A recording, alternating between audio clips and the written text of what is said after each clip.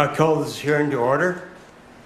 Today we consider the President's nominees to head the CFPB and the SEC.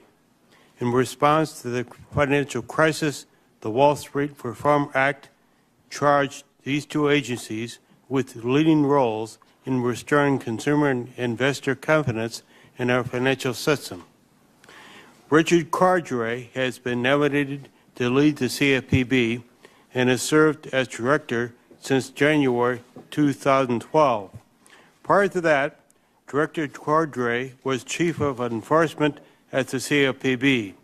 He has a long history of public service, including serving as Ohio's Attorney General, State Treasurer, State Representative, and Solicitor General. We'll hear more about the Director Cordray when Senator Brown introduces him. Since his first confirmation hearing in September 2011, Director Cordray has appeared before this committee more than any other financial regulator. During that time, he has proved to be a strong leader of the CFPB. He has completed many of the rules required by Wall Street reform, including a well-received final QM rule. He listens and has crafted strong rules that take into account all sides of an issue. He has laid the groundwork for non-bank regulation. He has brought to light the financial challenges faced by students, elderly Americans, service members, and their families. He has taken important enforcement actions against banks that took advantage of customers. So I ask, what more can Richard Cordray do to deserve an up or down vote? I hope we can move forward with Richard Cordray's confirmation. Mary Jo White has been nominated to be a member of the SEC and will be formally introduced by Senator Schumer. As members of this committee have begun to get to know her in the past 3 weeks, it is clear Ms. White has an impressive resume. As a U.S. Attorney for the Southern District of New York, she was tough and respected. As a lawyer at Vesves, she has an understanding of the complex issues facing the financial system. This is a critical time in the SEC's history as it works on a range of rules and policy issues. These include the FOCA rule, derivatives, credit rating agencies, hedge funds, standards for broker-dealers and investment advisors, corporate disclosures, market structure, the Jobs Act, and money market funds, just to name a few. Wall Street reform increased the SEC's duties to better protect investors and oversee the market, but Congress has not increased the Commission's budget enough to keep up. I look forward to learning more from Ms. White on how she will approach these challenging issues. As we mark the 5-year anniversary of Bear Stearns' failure this month, we are reminded why we need strong cops on the beat, enforcing our investor and consumer protection laws. I'm pleased that the President has nominated Mary Jo White to lead the SEC and Richard Cordray continue leading the CFPB. Both are well-qualified, thoughtful leaders who bring law enforcement experience to the job. As such, I hope we can move these nominees through the committee in a timely manner. And now turn to Ranking Member Crapo for his opening statements. Thank you, Mr. Chairman. I appreciate your holding today's hearing on the nominations to lead the Securities and Exchange Commission and the Consumer Financial Protection Bureau. Both agencies are highly visible, complex, and were given very broad jurisdiction by Congress to act in their areas of expertise. In addition, each agency expends hundreds of millions of dollars every year to fulfill their respective missions. Mr. Cordray appeared before us last year at his nomination hearing, so we've already had a chance to get to know him.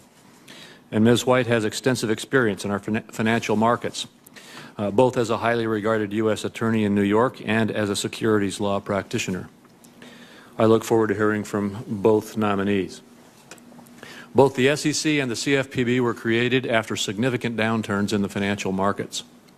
Nearly 80 years ago, Congress established the SEC to restore investor confidence in our capital markets and to ensure orderly markets for stock trading and investing. The CFPB was established more recently as a part of the Dodd-Frank Act and is intended to sweep all of the consumer disclosure laws into one entity while leaving core prudential banking regulation with the other respective banking regulators. However, the SEC and the CFPB are administered in quite different ways.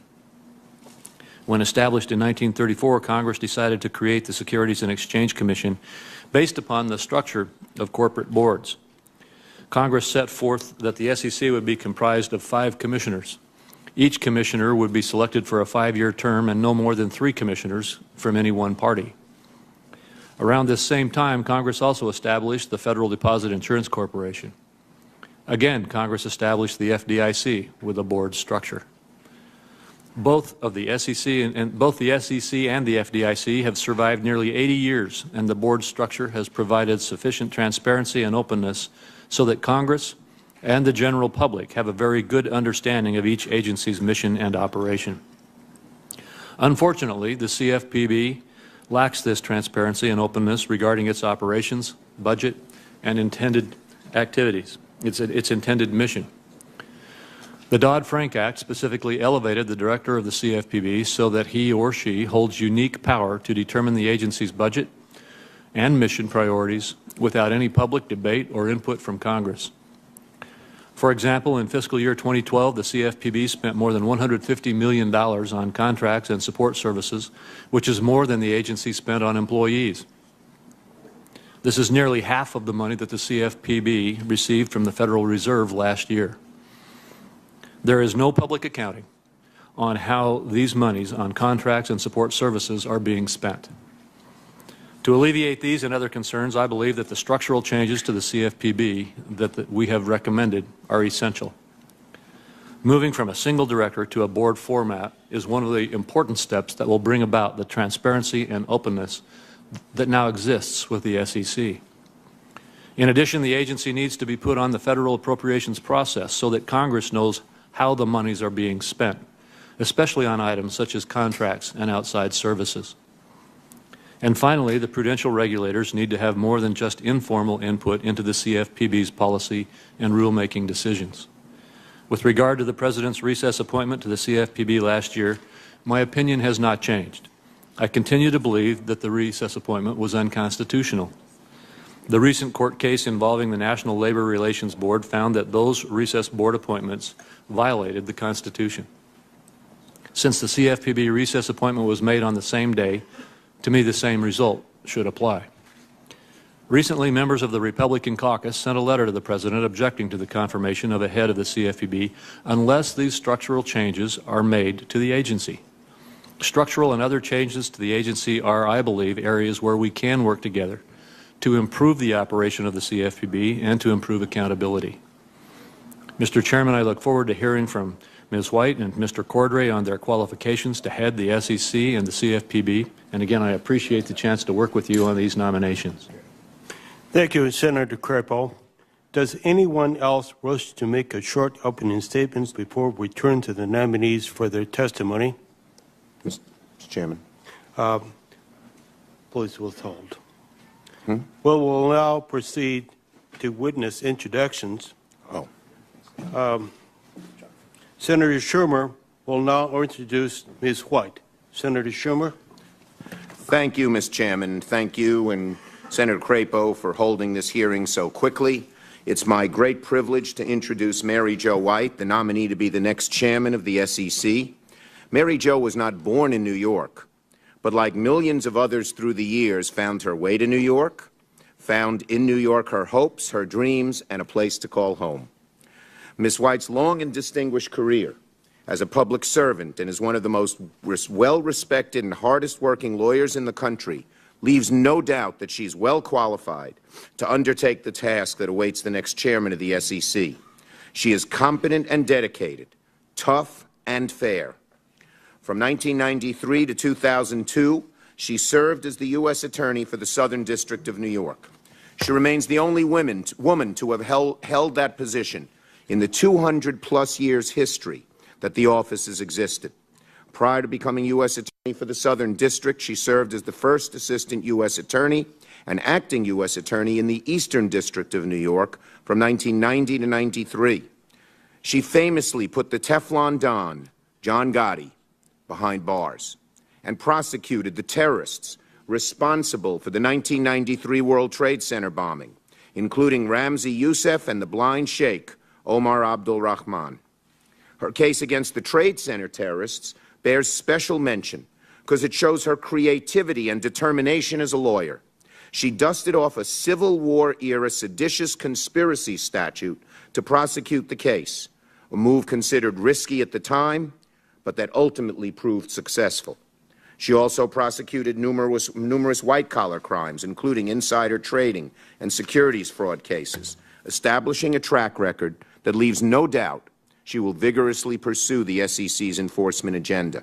She's also had a long and distinguished career in the private sector, where she earned a reputation as one of the hardest-working and most well-respected attorneys in the country.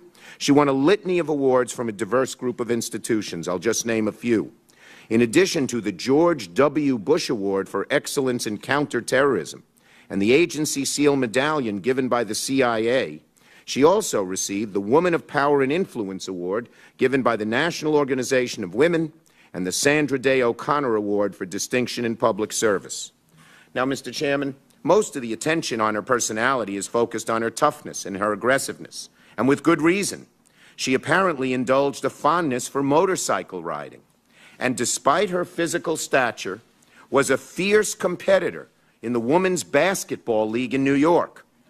The same toughness she showed playing basketball, she will show as SEC chair. She will score many points and not commit too many fouls. And if anyone questions her loyalty or patriotism, I'm told that on those rare occasions when she does relax and take a break from putting terrorists in jail, she likes to crack open a cold bud. But she has a warm and fuzzy side, too. In 2011, she was elected chair of the ASPCA, the American Society for the Prevention of Cruelty to Animals. So all accomplishments and accolades aside, the moment of truth for me came when I discovered that despite being born in Kansas City and raised in Virginia, she was a diehard Yankees fan. Hope that won't deter the senator from Ohio in his deliberations. I know he hates the Yankees. What's your website?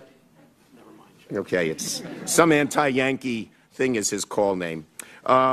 Anyway, I'm confident she will leave an indelible mark on the SEC and will continue the task of restoring the public's trust in the agency by challenging the agency to live up to her own standard of excellence, a standard unmatched by almost any nominee who's come before this committee during my time here. U.S. capital markets have been and remain the envy of the world. A huge reason why is the reputation the SEC has established over the decades for robust investor protection. Over the last dozen years, the reputation has taken some hits. Enron, WorldCom, and of course Bernie Madoff in the 2008 financial crisis. But Mary Jo is the right person at the right time to build on the efforts of her immediate predecessors and reestablish the SEC as the premier securities regulator in the world. I wholeheartedly support Ms. White's nomination to be the next chairman of the SEC, and I'm confident that after an appropriately thorough vetting process, my colleagues will as well. Thank you, Mr. Chairman. Thank you, Senator Schumer. Senator Brown will introduce Mr. Cordray. Senator Brown. Thanks, Mr. Chairman. And, my understanding is Rich Cordray loves dogs and cats, too. So, we all do. I could show you our dog Franklin, who we named after Franklin Roosevelt, and my daughter commented after we got this dog that I finally got the son I always wanted, but I'll leave that alone. Yeah, thank you, Chuck. Chuck, you noticed, also got Iowa and Ohio mixed up, which happens far too often in this institution in Idaho, Ranking Member Crapo. So thank you, Chuck. Mr. Chairman, thank you. And Ranking Member Crapo, thank you for holding this hearing and moving quickly on this. On September 2011 is a previous confirmation hearing on this same nominee and this same bureau. It's my privilege to introduce Rich Cordray and introduce Peggy, and joined here by their twins, Danny and Holly, who are a year and a half bigger. So good to see them here today. I've known Rich Cordray for 20 plus years. His parents served as strong advocates for people with developmental disabilities. He was raised to advocate on behalf of people who are too often pushed to the margins of our society. And during his service as Ohio State Treasurer, he had been a county treasurer. He had clerked for U.S. Supreme Court Justice Kennedy. And during his time as the state treasurer and later attorney general in Ohio, he fought for Ohioans who struggled to stay in their homes. He remains the right person to head the Consumer Financial Protection Bureau. Under his leadership, CFPB helped service members and veterans and military families understand their benefits. He's helped students plan for their futures and has helped baby boomers plan for retirement. He's had a major role in refunding some $425 million to consumers who are victims of fraudulent financial practices, and CFPB's handled more than 130,000 complaints from consumers in all of our states. Mr. Chairman, we already had our fight over the structure of the CFPB. A bipartisan majority in the Senate created the CFPB in 2010 to help ensure that Americans have access to safe and transparent financial products and services, including credit cards and loans. But in the United States Senate, a vocal minority is pledging to hold up the appointment of a qualified nominee. No one I have heard says anything less about Rich Cordray's qualifications, that he is superbly qualified for this job. The legislation created CFPB as the law of the land, but some here want to nullify the legislation, creating our nation's consumer watchdog. Rich Cordray's been supported by CEOs of Ohio companies. He's won praise from Ohio bankers, whom I've spoken with over the years. But for the first time in Senate history, or actually it's the second time because this happened with the same nominee in the same bureau just over the last couple of years, and I asked the Senate historian about this. Senators are blocking a nominee because they simply don't like the agency that he will lead. For CFPB to thrive, it must have sound leadership, a leader who's able to work with institutions and individuals to prevent insidious schemes from wreaking havoc on our communities, on our families, on the citizens of this great country. Now's the time to consider Rich Cordray's qualifications, not keep fighting old political battles. Thank you, Mr. Chairman. Thank you, Senator Brown. I would also like to take this opportunity to submit a letter from our colleague, Congressman Sivers, who could not be here today but wished for his support to be known. We will now swear in the nominees. Will the nominees please rise and raise your right hand?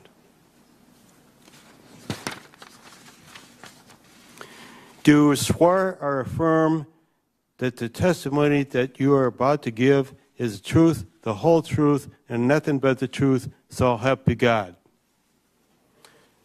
Do you agree to appear and testify before any duly constituted committee of the Senate? Please be seated. Please be sure that your written statement will be part of the record. I invite you to introduce your family and friends in attendance before beginning your statements. Mr. Cordray, please proceed.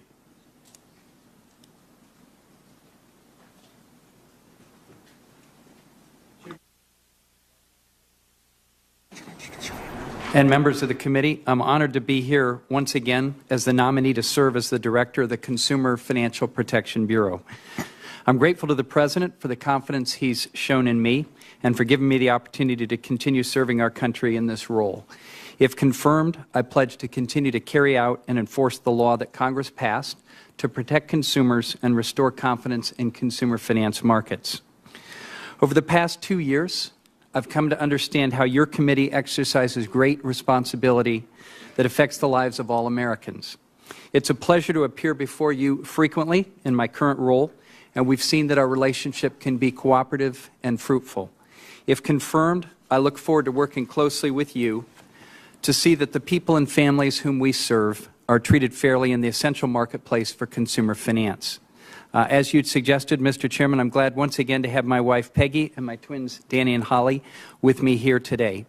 Like many of you, I commute back and forth from a long distance to do this work. My family has been willing to make real sacrifices without complaint because they believe in what I'm doing to serve our country. They know how deeply I appreciate their steadfast support.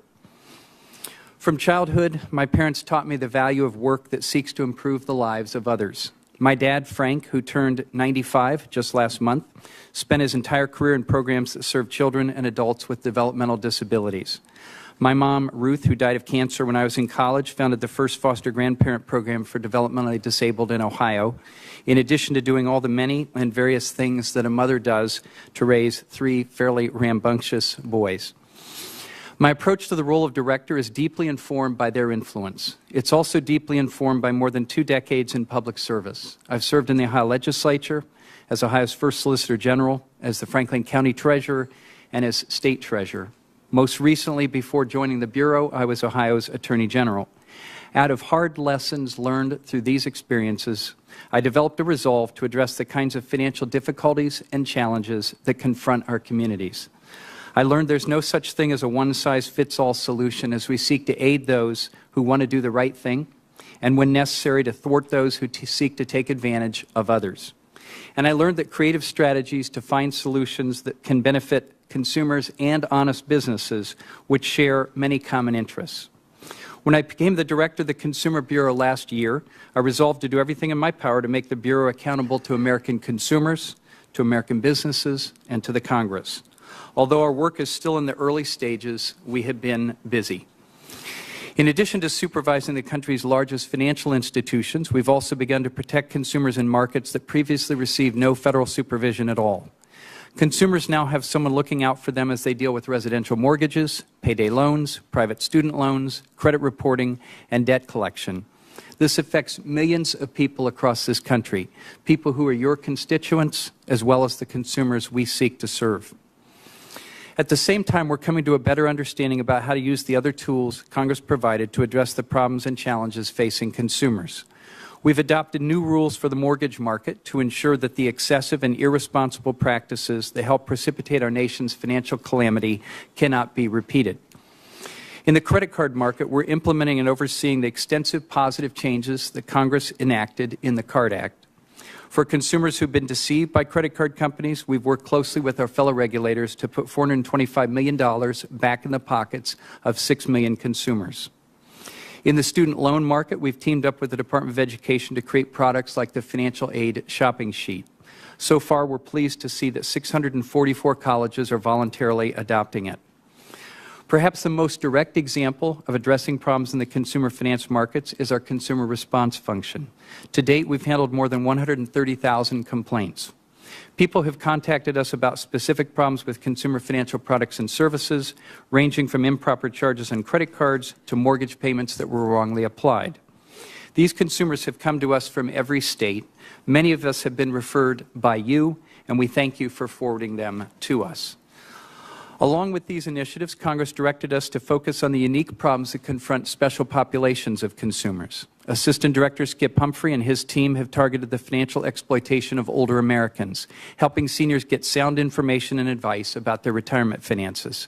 Assistant Director Holly Petraeus and her dedicated team have identified and are resolving distinctive issues that affect our service members, veterans, and their families.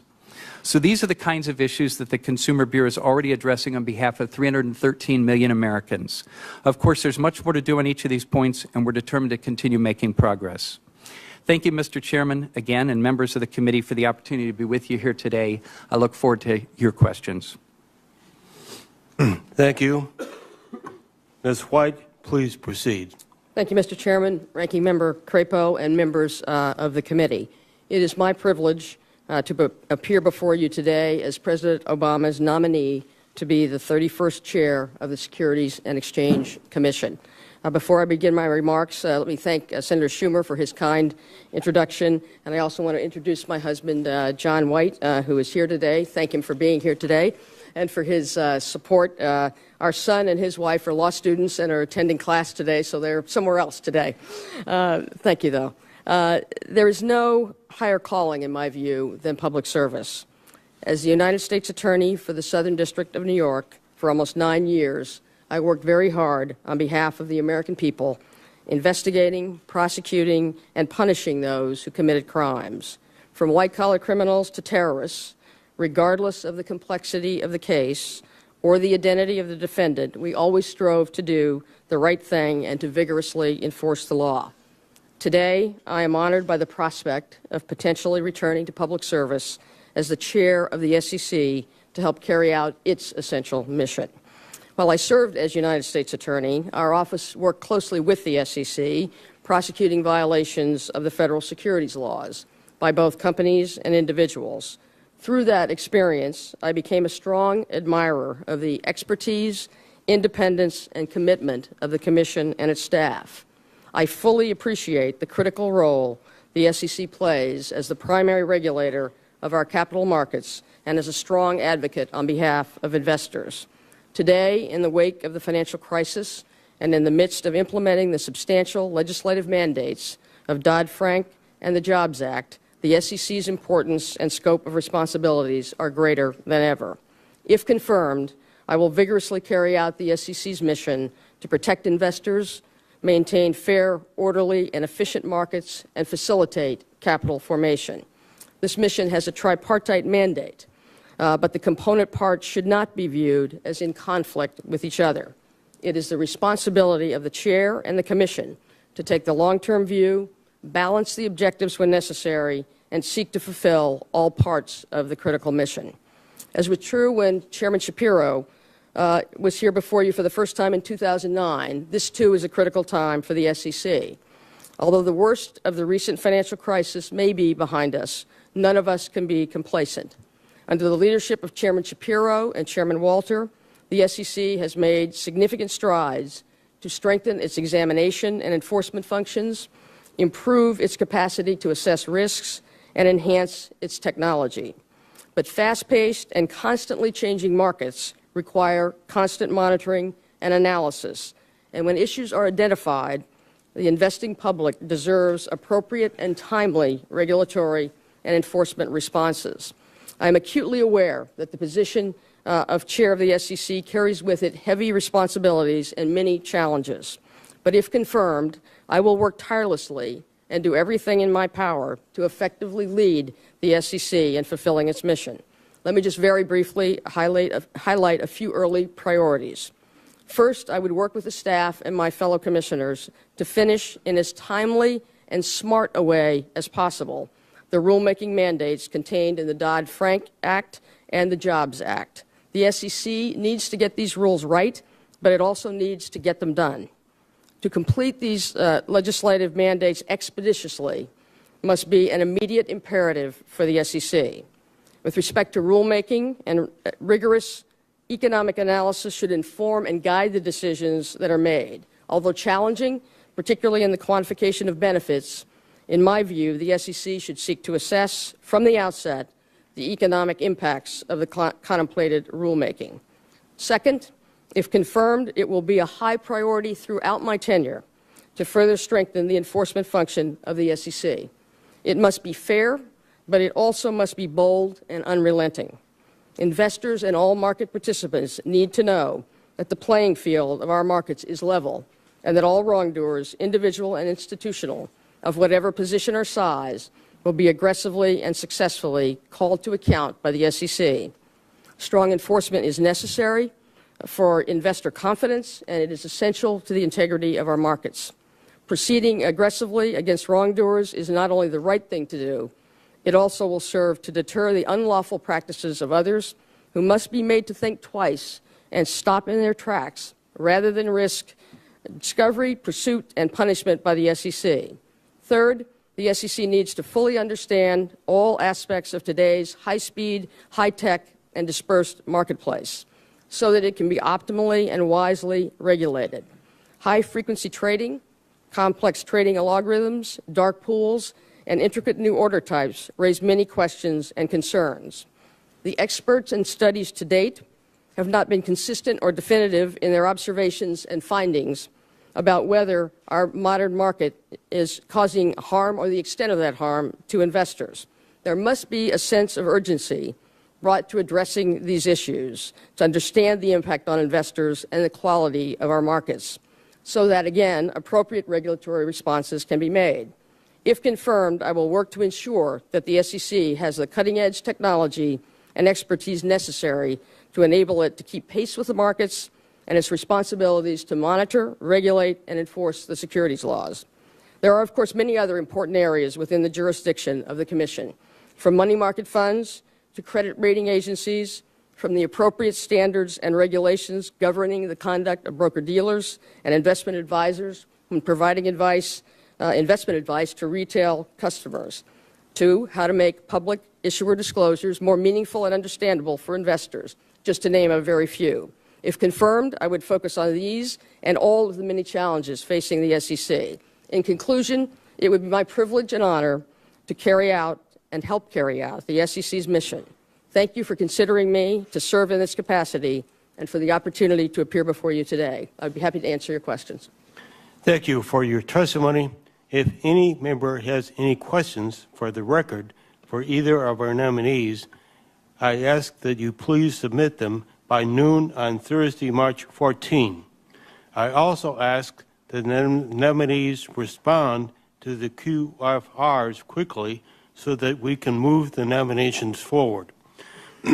We will now begin asking questions of our witnesses.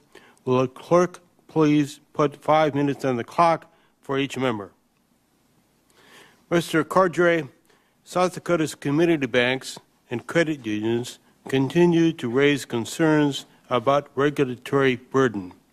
How has the CFPB addressed the concerns of small institutions while maintaining effective protections for consumers, and what additional steps do you plan to take? Thank you, Mr. Chairman. The visit to South Dakota with you, in which we met with local financial executives, and we have made it a point to do that around the country. I believe we've met with more than 40 community banker organizations or credit union organizations in the last 6 months alone. So we've been very accessible to them. I'll be speaking to the Community Bankers National Conference tomorrow and spoke to a credit union conference last week. We also created at my initiative a credit union advisory council and a community banker advisory council, so we can hear regularly and specifically from them about what's on their mind, about their concerns, whether about us or about the marketplace, whatever it may be.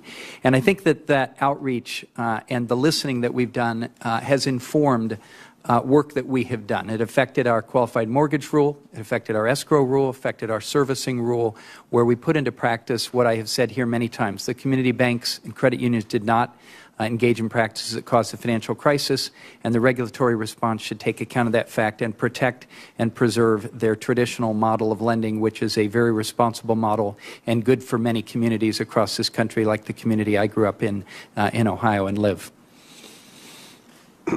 Ms. White, if confirmed, what steps will you take to address potential conflicts of interest between your duties as SEC Chairman and the past work on behalf of clients, as well as potential conflicts with respect to your husband's work?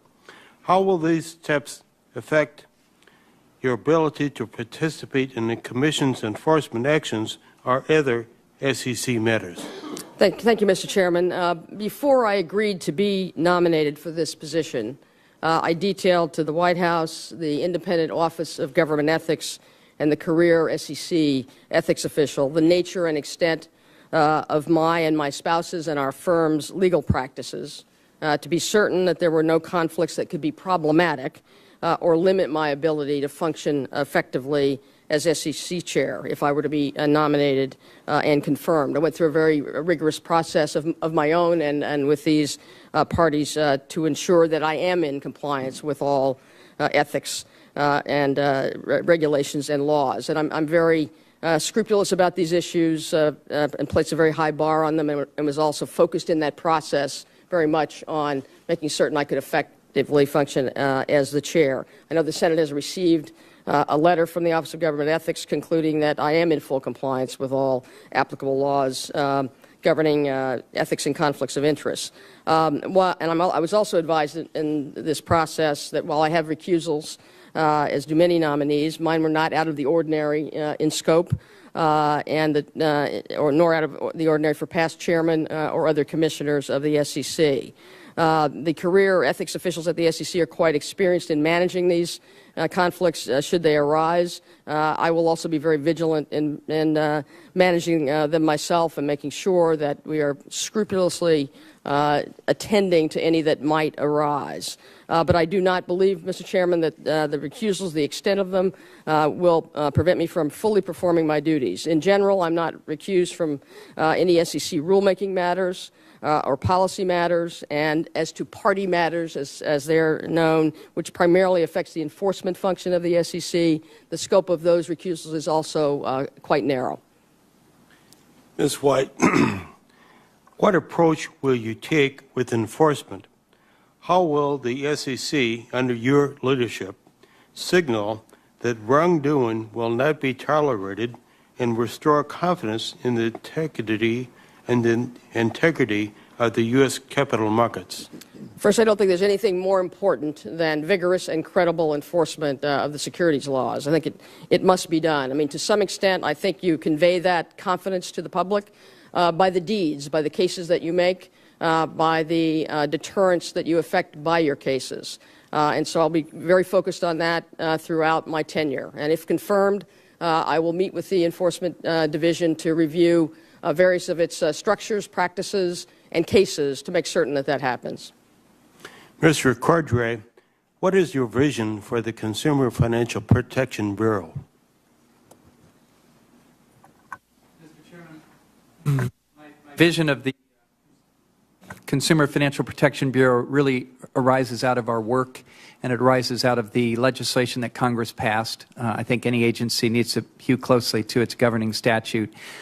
Congress created us to protect consumers in the financial marketplace and to help make those financial markets work more effectively for the consumer public and for the honest and responsible businesses that dominate, for the most part, the marketplace and deserve protection against unscrupulous competitors.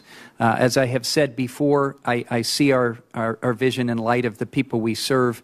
They are to be most direct about it. There are mothers and fathers, our sisters and brothers, our sons and daughters. Everybody in this room and everybody paying attention knows of people in their extended family, friends who struggle with consumer financial issues, who need some help and support in navigating complex financial markets.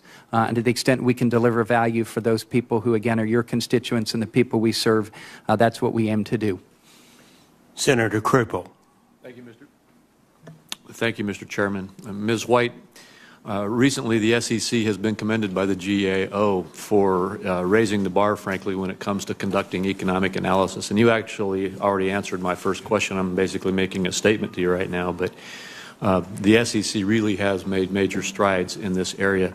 And I appreciate what I took in your opening statement to be your commitment to continue this and to even advance the agency's focus on economic analysis. Is that correct? Yes, that's correct, Senator. And if confirmed, I will also, there is SEC guidance, which I think has brought about that enhancement that you mentioned, and I will be very focused on seeing that as it operates in practice.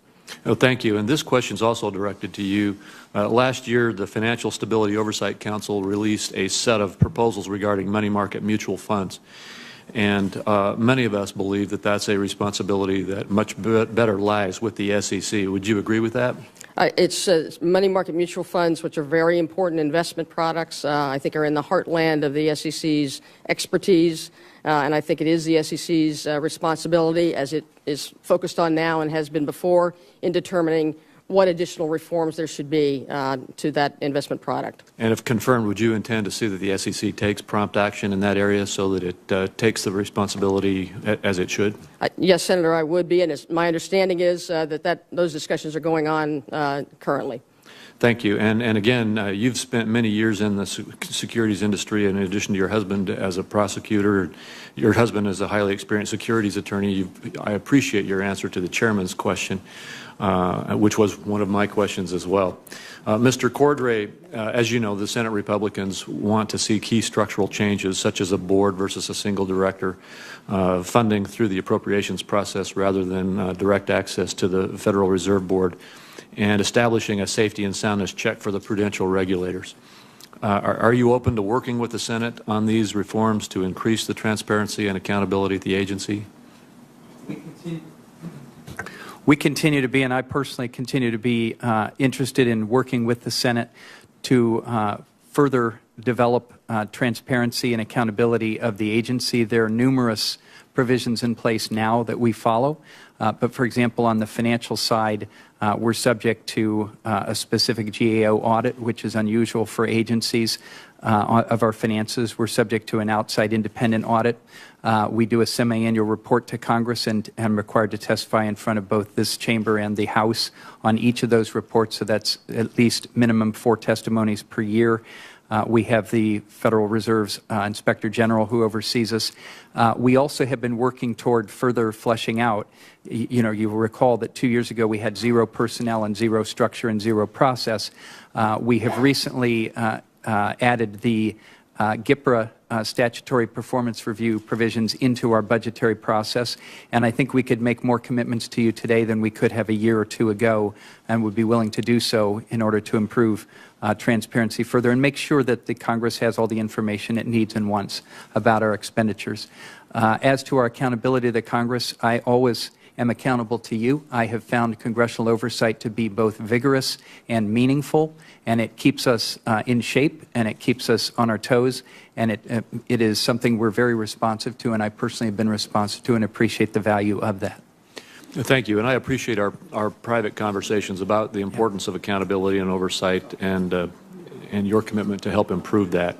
Yes. I also recognize that you can't say what the White House and the Congress will ultimately decide with regard to the issues with regard to changing the structure of the agency, but look forward to trying to work with you to resolve those issues and seek your support in helping us resolve those issues. Thank you. Finally, Ms. White, again, in your statement, I appreciate the fact that you mentioned the Jobs Act and placed those regulations as a top priority. What timelines do you think you could set for getting those regulations done? All of us up here, I think, are very anxious to see these regulations put into place as quickly as possible. I appreciate the question. There's no higher priority than I have than moving the SEC along, frankly, under both the Dodd-Frank Act and the Jobs Act to get those regulations out as quickly as possible. And I think you can do them well and smartly and still get them out quickly. I can't give you an exact date, but I guarantee you that I'm going to be focused on that if confirmed from day one. Well, thank you, and I appreciate your willingness to make that a high priority. Last question, again to you, Ms. White. With regard to the Dodd-Frank Act, the SEC made a public request for data and statistics, particularly on the potential regulatory costs to implement any potential changes to fiduciary standards for broker-dealers and investment advisors. Will you commit to reviewing the findings of this request prior to engaging in any rulemaking? Absolutely. I think it's a very important area, and I do commit to doing that. Thank you. Senator Reid. Thank you very much, Mr. Chairman, and Mr. Cordray and Ms. White, thank you very much. Mr. Cordray, one of the responsibilities that you have is not just to protect communities, but to ensure there's a comprehensive regulation of what used to be known as the shadow banking system. In fact, one of the major defects that we discovered to our chagrin in doing Dodd-Frank and with the financial crisis, that many of these shadow banking institutions were unregulated. They were either or regulated by states, et cetera, and they tend to, in retrospect, sort of lead the standards down to lower the bar, putting pressure on regulated agencies. And now, for the first time, your agency is able to regulate these entities. In fact, you've, I think, done a remarkable job. You've recovered significant amounts of money for consumers, but you're also setting us an even standard between the regulated industries that have federal deposit insurance and other federal protections and the unregulated. Can you comment upon that role of the Financial Bureau? Yeah, thank you, Senator. That is one of the things that we've been working hard to be doing, and it's one of the very positive advances made in the Dodd-Frank law, which is you can't regulate a market effectively if you're regulating part of the market and the rest of the market is going unsupervised and not subject to any standards or accountability. And that's very much what we saw in the mortgage market leading up to the financial crisis. And as you say, that not only opens the market to considerable exploitation of consumers without any oversight, but it also hurts the responsible, honest businesses that are trying to do things right, but that do, as you say, feel pressure from unscrupulous competitors who are not subject to the same standards, not subject to the same requirements, and that's just a model that can't work. And so the Consumer Financial Protection Bureau was given the authority in consumer finance markets to oversee not only banking institutions that are chartered, but also unchartered institutions, which has been a very important part of our work. And frankly, since the day I was appointed, which is when we gained authority to do that work, has been a very high priority for us. I notice in this context the QM, the Qualified Mortgage Rule, is something you've worked with banking regulators, et cetera. And frankly, to the praise of many in the banking industry. Jamie Dimon indicated they've done a great job, I'm sort of quoting him, and others have said that too. But it sort of reinforces the notion, which I think is not appreciated enough, that you function really in a way to make sure that there is a level playing field, so that traditional banking institutions, regulated institutions, are not under the competitive pressure of unregulated entities. That's an important role. It is an important role, and it's one that we're very mindful of, and I think is important to the markets being able to function effectively.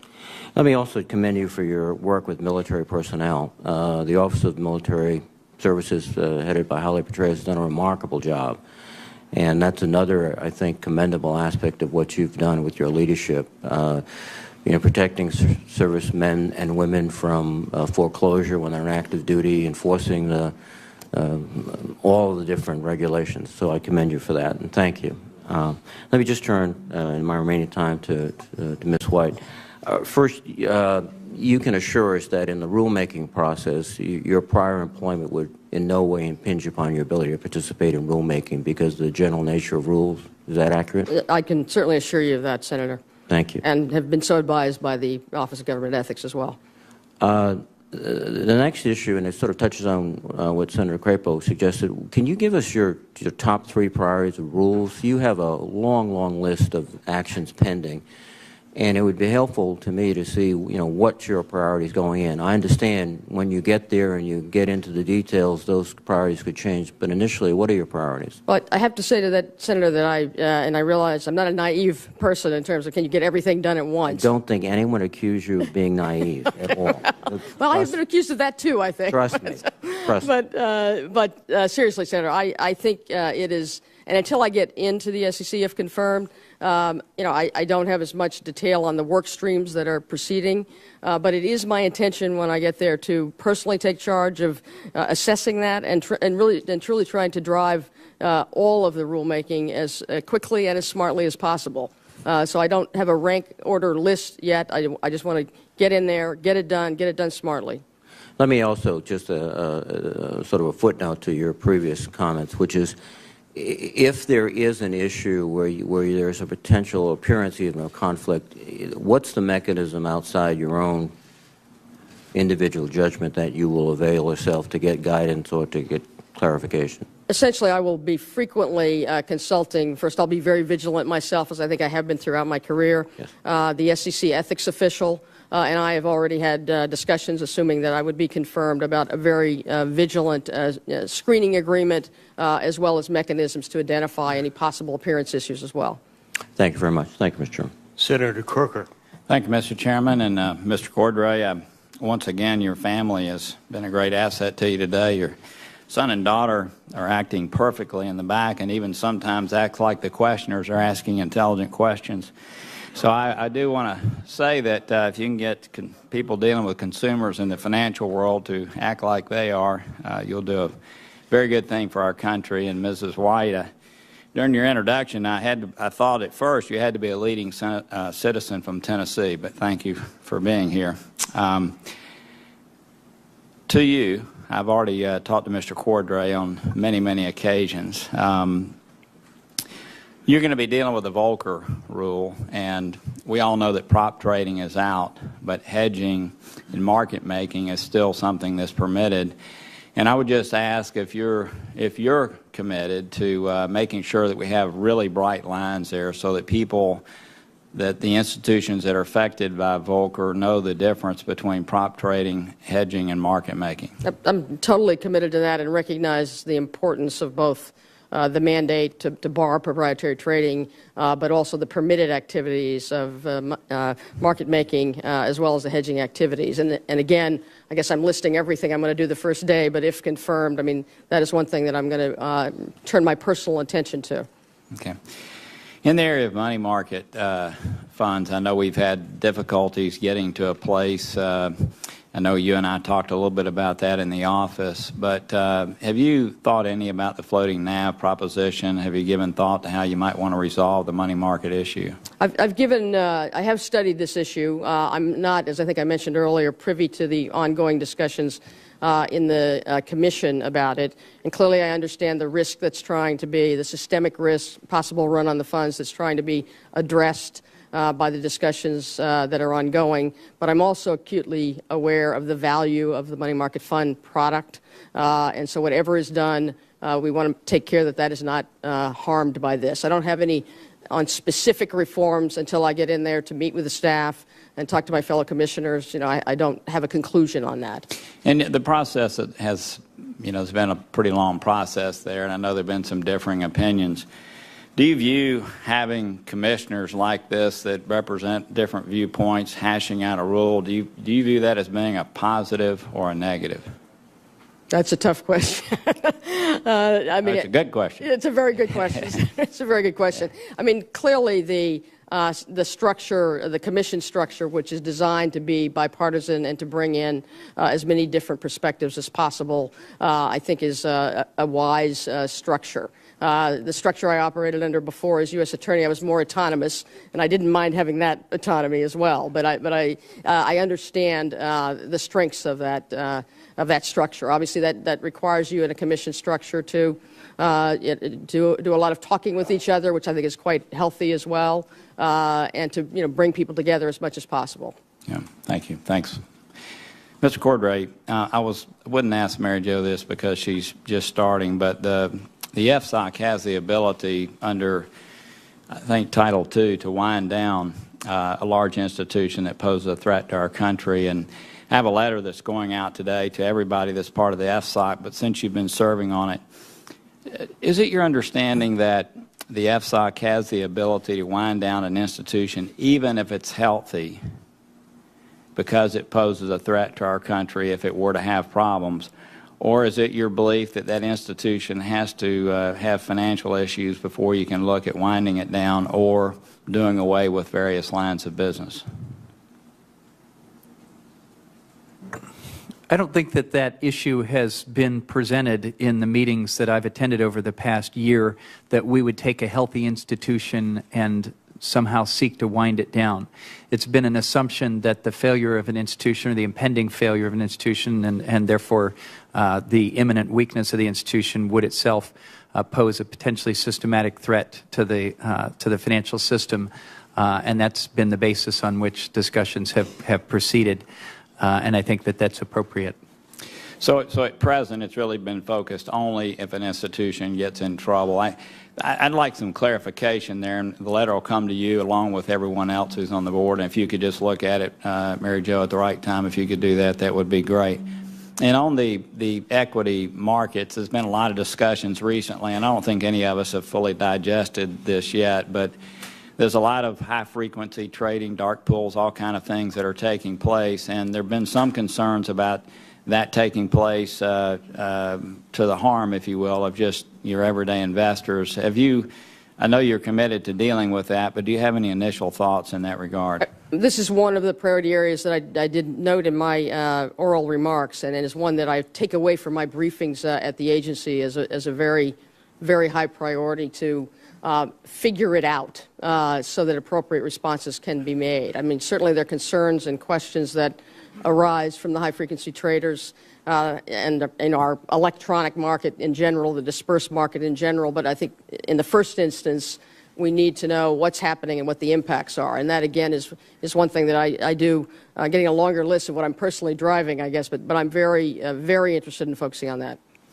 Well, thank you both for your testimony. And Mr. Cordray, I do appreciate the way that you've dealt with our office, and I would say most people here. And I do hope that over the course of the next short period of time, we're able to figure out a way for the entity to function in a manner that makes everyone on both sides of the aisle feel comfortable. But I thank you both for your public service. I thank the families for being here, and I look forward to seeing you again soon. Thank you, Senator. Senator Menendez. Thank you, Mr. Chairman. Let me start off by saying these are two exceptional candidates for these positions, and they have tremendous background. And in the case of Mr. Cordray, I certainly hope that the ideological opposition to the entity, which received a majority vote in its creation by the Congress of the United States, doesn't continue to be the opposition of someone who is eminently qualified, who has been fair, who has been balanced, who has been transparent, all the qualities that you would want in the director of an office. And so if that is a new standard, that a majority will can now be subverted by stopping a nominee in order to subvert the agency, then that's a dangerous slope. And so I hope that Mr. Cordray's nomination moves forward based on his abilities and what he has exhibited to us so far. And in the case of Ms. White, she's, I know there are some who are concerned about her private sector experience. I remember her as a very tough prosecutor. I used a different word when we met, but I won't do that here. And I said you could, right? Yeah, but so these are two exceptional witnesses. Having said that, I do have some questions. Ms. White, I get numerous constituent letters concerning the lack of prosecution of wrongdoers. And basically, when I see the testimony of the Attorney General before the Judiciary Committee when he was asked in this field, that the size of some of these institutions is so large that it does be, this is quoting from his testimony, it does become difficult for us to prosecute them when we are hit with indications that if you do prosecute, if you do bring a criminal charge, it will have a negative impact on the national economy, perhaps the world economy. So the question then is, are these institutions, in essence, protected against prosecution merely by their size, and understand that when, in fact, they do violate the law, that they'll have an extensive fine, and that will be the cost of doing business? Because if that's the case, then I think it subverts the very nature of the honesty and transparency that we want to see in the marketplace. If the American people and investors believe that entities can do this largely with impunity because they are so big that they cannot, be prosecuted, that at the end of the day, then how do I know that the system is not being rigged at a time in which I'm making my investments? So, as the potential chair of the SEC, give me your thoughts on what you would do in that regard in terms of when you found wrongdoing, assuming you found wrongdoing, what would you do? Assuming you found wrongdoing, I think you proceed quite vigorously against, well, frankly, anyone that you find evidence of wrongdoing on, but certainly financial institutions. At the SEC, which of course doesn't have the criminal powers, those collateral consequences are not taken into account before charging decisions are made. So that at the SEC, there's no institution too big to charge. On the criminal side, they're also, in my view from my former life, institutions are not too big to charge either, but federal prosecutors are instructed by DOJ, Department of Justice policy. They have a long line of factors to consider, and one of them is the collateral consequences of a criminal indictment to innocent shareholders, employees, or the public. And certainly prosecutors should consider that before proceeding, but that doesn't necessarily dictate a no decision. Mm-hmm. So if you were to be confirmed as the chair, at least to the extent that the SEC has powers of charging and proceeding, you would vigorously do that when you found the causes to be appropriate. Absolutely, Senator. Secondly, in Dodd-Frank, it's been reported that excessive compensation schemes provided part of the fuel for the financial crash. In response, I worked to include a provision in Dodd-Frank that would require publicly listed companies to disclose in their annual SEC filing the amount of CEO pay, the amount of the median company worker pay, and the ratio of the two. Now, it seems to me while the agency has struggled with immensely more complicated rules, the SEC has yet to take action on this. Will you work to follow through on this if confirmed and make sure that we get to the rules that is called for under the law? I will, Senator. Thank you very much. Thank you, Mr. Chairman. Senator Joyens. Thank you, Mr. Chairman. Let me just say to both of you, thank you for being here. I appreciate it. Mr. Cordray, if I could start with you first, thanks for stopping by my office the other day. I enjoyed the opportunity to visit with you. When you took the oath that the chair administered, as you know, a piece of that was that you would agree to appear before any duly constituted committee of the United States Senate. So let me probe that a little bit. Would you be willing, if asked, to appear before the Appropriations Subcommittee, duly constituted, of course, Committee of the United States Senate, on Financial Services and General Government, to walk through your budget document and just answer questions about that document, the spending habits of your agency, and would you be willing to do that? So, Senator, we have, that the Bureau and I personally have testified regularly, I think more than 30 times in the last 2 years.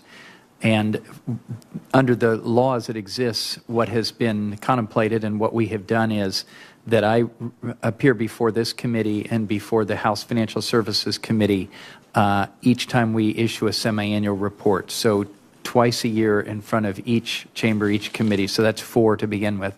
Let me just focus on your budget, though, Okay. because to some of us that's important.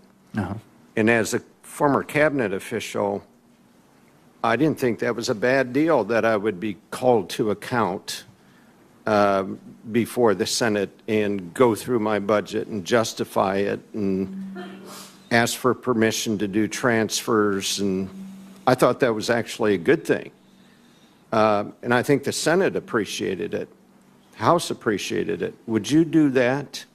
Would you be willing to do that?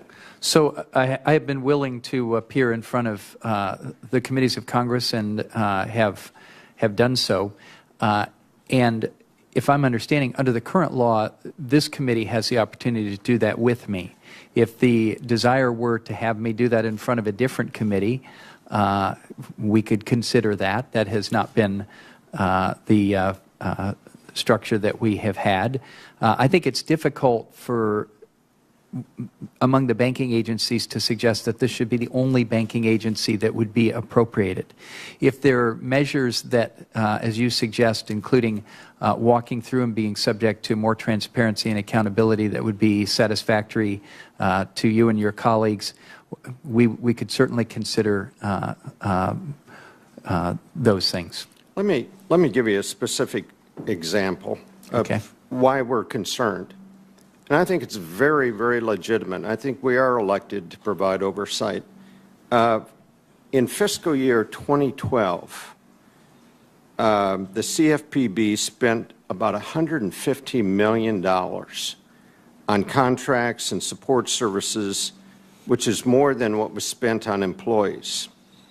That's nearly half of the money you received from the Federal Reserve that year. Well, there's no public accounting on how those monies were used for contract services and support services.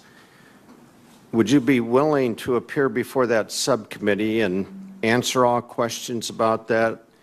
let the subcommittee members inquire about what that's about and where that money went and who got that money, and follow up with additional written questions. We do that with every federal department, really. Would you be willing to do that?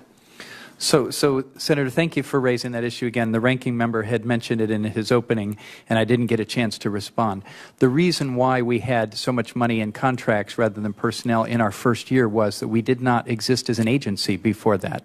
Much of the money was paid to the Treasury, which we were part of for the first year, and that we contracted with them for services. We continue to contract with them to piggyback on their IT service and other things as we're building an agency.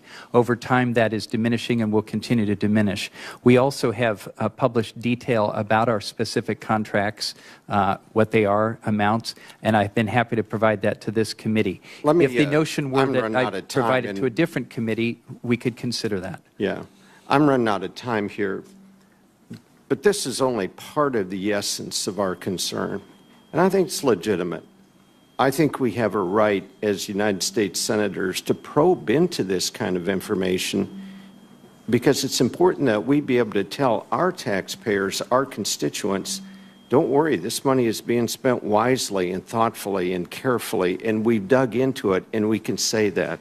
That's what we're thinking about. And it's this committee that has had the opportunity to do that, and we are quite welcoming of that. And we understand, as I said at the beginning, I served in a legislature in Ohio. I appreciate and understand the importance of congressional oversight. I think it is a meaningful check on our agency. I don't take lightly when I sit in this chair and answer your questions, or we deal with questions for the record, or we brief your staff. We try to be as transparent as we can, and as we've grown as an agency, we are able to do that more. We are completely committed to doing that. Thank you, Mr. Cordray. Senator Brown. Thanks, Mr. Chairman. Ms. White, I have a number of questions. If you would try to do yes or no on the first two or three, because they're pretty simple questions. When you were U.S. Attorney, my understanding is you consulted Bob Rubin and Larry Summers when considering whether to bring charges against financial firms. Is that correct? I actually consulted the Deputy Attorney General who had Mr. Summers call me back. I was asking a factual question. And did they reject the argument that institutions could not be prosecuted to the fullest extent of the law? I'd like to answer that yes or no, but I can't. Okay. I mean, essentially, I was seeking information based on an argument that had been made by the lawyers for the institution that I ultimately indicted as to whether an indictment of that institution would result in great damage to either the Japanese economy or the world economy. And the answer that I got back is I should proceed to make my own decision, which I took to mean that it would likely not have that impact. Okay. I mean, policy seems to have changed. You had a moment ago said that you talked about doesn't consider, the SEC doesn't consider, use the term collateral consequences to Senator Menendez's question. And in 2008, the Fed's general counsel called the SEC to urge the Commission not to pursue full penalties against bailed out firms that had committed fraud. As a result, institutional investors, pension funds that provide retirement security for working Americans, for example, ended up with less compensation. In the settlement, the New York Times affirmed that costs were shifted from Wall Street banks to working Americans. Was the SEC right to lower these penalties back in 2008? I think what the SEC does do, they don't take collateral, as I understand it, they don't take collateral consequences into their charging decisions, but they do consider consequences in their remedies, so that, for example, a corporate fine that in effect would have a grievous impact on innocent shareholders is taken into account in terms of remedies that they seek. I don't know all the particulars of the example you're giving me, so I can't respond any further than that. Okay. We know today the banks are considerably, the largest institutions are considerably larger than they were only 5 years ago. The largest 6 banks in this country now control, and Senator Vitter and I are working on this, and some responses to the too big to fail issue, how control some 65% of GDP when only 20 years ago it was less than a third of that. Senator Menendez mentioned Attorney General Holder's comments about concerned about the size of the institution and what prosecutorial action might do. Yesterday, Arthur Levitt, one of your predecessors, currently a policy advisor to Goldman Sachs, asked about when asked about Attorney General Holder's comments, said, I think he's right. There's no question these institutions are very unlikely to be the object of prosecutions. You've said that bringing criminal charges against corporations could harm employees. By that logic, and a couple of questions. First, do you agree with Attorney General Holder and Mr. Leavitt? And if so, aren't we creating, by the logic of what you've said about bringing criminal charges to corporations harming employees, aren't we creating a two-tiered system where we exempt the biggest banks because they have the most employees and shareholders who could be affected from criminal prosecution? How do you sort of reconcile that belief with your position that no firm is, as we say, too big to jail in that way? Understanding you don't have criminal authority, but right. Where do you go with that? I think, again, it's a factor that prosecutors are directed to consider, and not just the impact on employees and shareholders, innocent employees and shareholders, but the public interest as well. And so, I think we want our prosecutors making decisions, in the public interest. Obviously, you don't want to have a two-tier standard for some institutions and not others. But I do think the deferred prosecution instrument, which has been used a great deal on a number of companies, was designed to be tough in terms of monetary sanctions, monitors, basically everything but at the charge itself that might cause what the prosecutor may consider to be negative and very undesirable collateral consequences to the public interest. So, I think I don't think you should. And I don't consider it to be a rule that, or even under the DOJ policy, that therefore you can't indict anyone. It's part of your consideration. It should be part of the consideration, I think. Let me ask one other question. There is concern, at least on this side of the committee, I assume on both sides, of what people in this town call revolving door, from the firm to U.S. attorney, back to the firm, back to U.S. attorney, the firm, U.S. attorney, and back to the firm, and now this. And nobody questions your integrity or your aggressiveness or your toughness. But you just answer, we need some reassurance that when you have this job, that the culture you've come out of the last 10 years, I assume both socially and professionally, will allow you, or perhaps make you better make that case. Answer this specific if you can. What have you done over the last decade that ordinary investors, when you see the wealthiest in this country have done better and better and better, and most of America hasn't gotten a raise in the last 10 years, what have you done that the last decade that ordinary investors can look at and be assured that you will advocate for them? I think to some extent it's true of anyone, they have to see what you do in the job. And in my case, I think they have a track record of when I was a prosecutor. Well, over the last 10 years. I've been a lawyer over the last 10 years. And when you're a lawyer, you represent different kinds of clients. And you are ethically bound to represent them to the best of your ability. And I've done that. That does not change me as a person. It doesn't mean I embrace the policy thoughts of any of my clients in particular. And so I think the public investor should know that I am their advocate, that I have and I say the track record because it's good to give them something concrete to look at.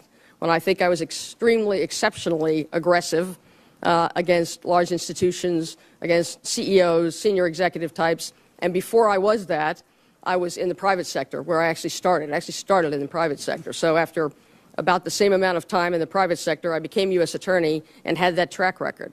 I'm the same person who, in this instance, if I'm confirmed, the American public will be my client, and I will work as zealously as is possible on behalf of them. All right. Thank you, Ms. White. Senator Coburn. Thank you. Mr. Cordray, I appreciated our visit in my office, and as I told you then, I think in your capacity you've done a great job. One question for you. Do you presently submit your data to usaspending.gov on how you spend your money? I don't actually know the answer to that question, Senator, but it's something I'd be happy to explore with you or have my staff explore with your staff. I will say again that we started 2 years ago with just the beginnings of an agency. I'm not critical. I understand. I'm just asking a simple question. Is everybody in the federal government, everybody is supposed to submit data so that the American people can see where the money's spent. Mm-hmm. And so one way of answering Senator Johan's question is, Well, sure, we'll come discuss because it's already been made public because the American people have a right to know where you're spending the money. And by federal statute, as authored by President Obama and I, it is required of every agency to put their information and their spending on that site. And so I'd love to have an answer to that, and you don't have to answer it now. I will get you an answer. And I have explained to you, and my positions are very similar to Senator Crapo in terms of the requirements on this position. I know we're divided as a committee on that, and I won't spend any more time in it, but I will compliment you. I think you've done a wonderful job so far in carrying out your duties. And Ms. White, I'll announce today at this hearing that I'm going to aggressively support your nomination. I enjoyed our visit. The more I find out about you, the more I like you, and the more I'm proud that you have agreed to accept to fulfill this critical responsibility. Thank you for doing that. Thank you, Senator, very much.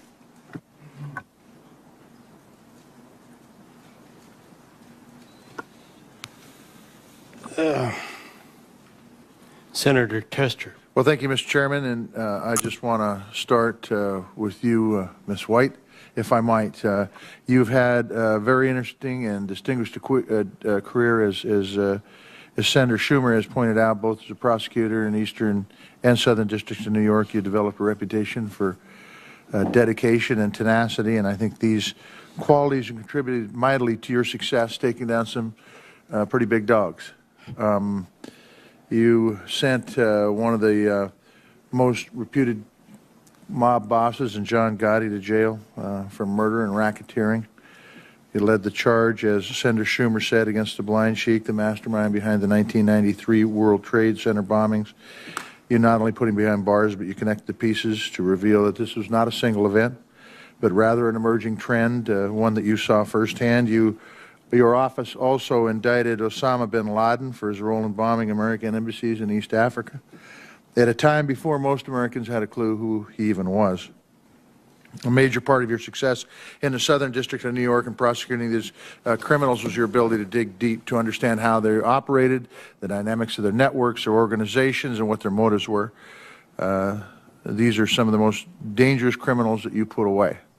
So first, I want to thank you for what you've done protecting this nation. Some have questioned your toughness as a regulator, whether you'd be able to hold accountable those sorts of folks that might have you might have defended in the past. And I would actually view your experience and expertise as an asset. Why? Because if someone was going to commit a crime, my gut tells me that you might have a pretty good idea where the body was buried. It also tells me that given the list of enemies you already have, you wouldn't be too concerned about Wall Street. So, could you tell me, Ms. White, how your expertise as a prosecutor, because this question has been asked in many different ways this morning, how your expertise as a prosecutor will help you at the SEC, particularly as it relates to enforcement? Thank you very much, Senator. I think it helps. I mean, I have extensive experience, frankly, from the public sector as a prosecutor and the private sector in investigating various things and trying to connect dots, trying to go up the chain to see whether there's evidence at high levels. And I really look forward to reviewing the entire enforcement function and hopefully adding value there from my experience in both the private and the public sector. If you saw wrongdoing with the folks that you regulate, would you have any hesitancy whatsoever going after him? Now, let me tell you where I'm going with this. Senator Brown talked about the comments were made that too big to jail. Others talked about, I think it was you that talked about the DOJ asked to consider collateral consequences.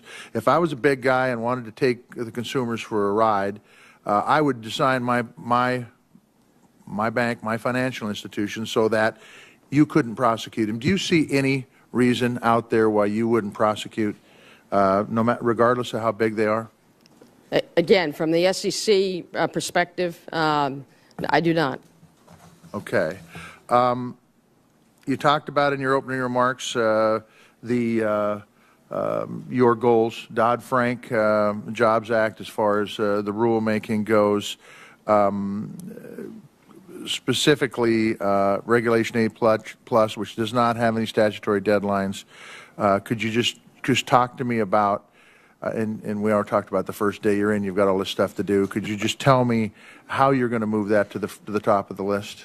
No, I think it's, you know, again, something that, whether a deadline or not, Yes. and again, the SEC has obviously been given a daunting list of rulemaking to do. I recognize that, but I think all of them have to be proceeded. The work streams have to be such that they all get done.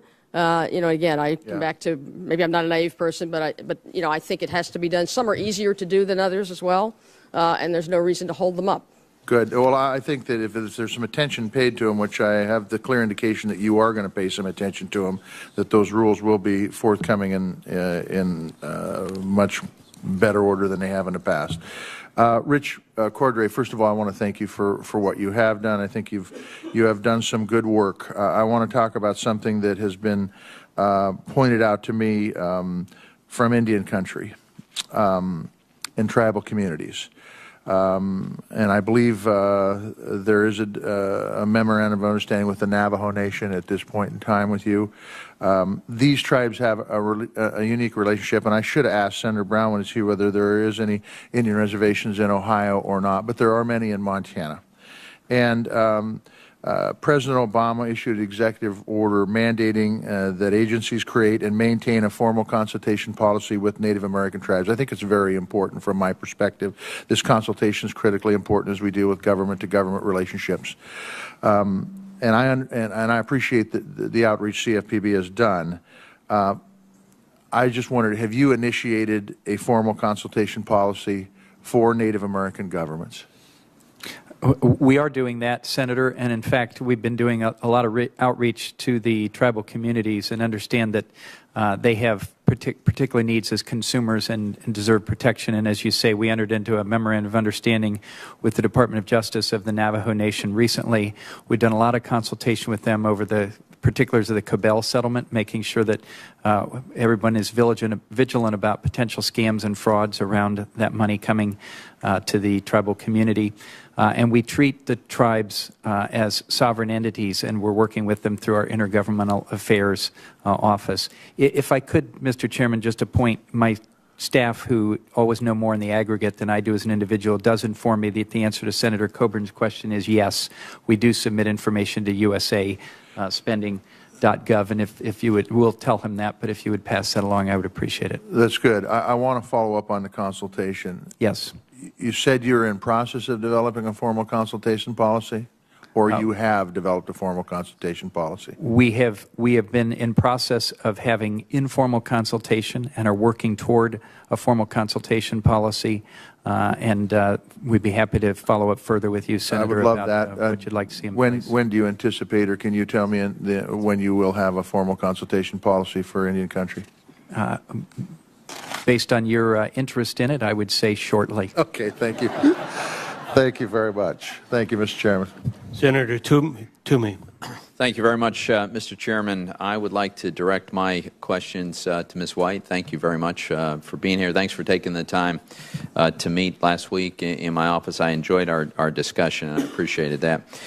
First, just a quick follow-up on the rulemaking regarding Reg A in particular of the Jobs Act. And I know from both your testimony today and our discussion last week that you've made it clear that that's going to be a priority to get that done. I would just want to underscore how important that is now that we are almost a full year past the adoption of the Jobs Act. And unlike some of the regulations, rulemaking, such as some that come from Dodd-Frank, the Volcker rule being a case in point, that are incredibly difficult, perhaps, in my view, impossible, Reg A is not like that. It's really straightforward and simple. So I hope you will use the very simplicity as a criteria for moving it up the list of priorities so that we could get that done soon. Do you expect that to be something that we could expect to see movement on in the very near future? I appreciate your comment on that and our discussion. You know, I won't predict a time, but I will say that it strikes me as one that can be moved, and I'm committed to moving everything as quickly as possible. But again, as I said, some are easier to move and faster to move than others. And that would be one of them. Yes, at least from the outside looking in, yeah, without question. Great, thank you. I'd like to follow up a little bit also on the discussions about money market funds. And you mentioned earlier that you recognize the importance of the product. I wonder if you could just underscore the importance, especially to the commercial paper market, the marketplace that provides so much liquidity and funding, that is such an important source for investors, and the fact that there's no obvious alternative, certainly not in the short run, to the money market funds as the vehicle through which this occurred. Do you agree with that summary? I do, Senator. As I said, I haven't had the opportunity to discuss the internal discussion of the SEC with my fellow commissioners or the staff, but I have studied this issue, and I agree with your comments. And you alluded earlier to the notion that since this is the area of jurisdiction and expertise of the SEC, that it makes sense that the SEC would be responsible for the rulemaking. I make no secret about my view that the FSOC has put a lot of pressure, external pressure, on the SEC, and I worry that the Commission might consider doing something in response to that pressure more than response to the needs of the industry. And I just wondering if you could assure us, since you'll have a seat on the FSOC as well as being the head of the SEC, your views on the importance of the SEC handling this. Yes, it's an investment product. It's where the SEC has expertise, and I think they should take the lead. I think FSOC has been, from what I've been briefed on, a very useful forum for bringing the different regulators together on different issues. But with respect to the rulemaking here, I would certainly like and expect to see it come from the SEC. Thanks. Furthermore, with respect to money market funds, I think you and I share the view that taxpayers shouldn't be at risk to bailing out a money market fund. And if a money market fund were to fail, it should fail. The investors should bear that risk, but taxpayers should not.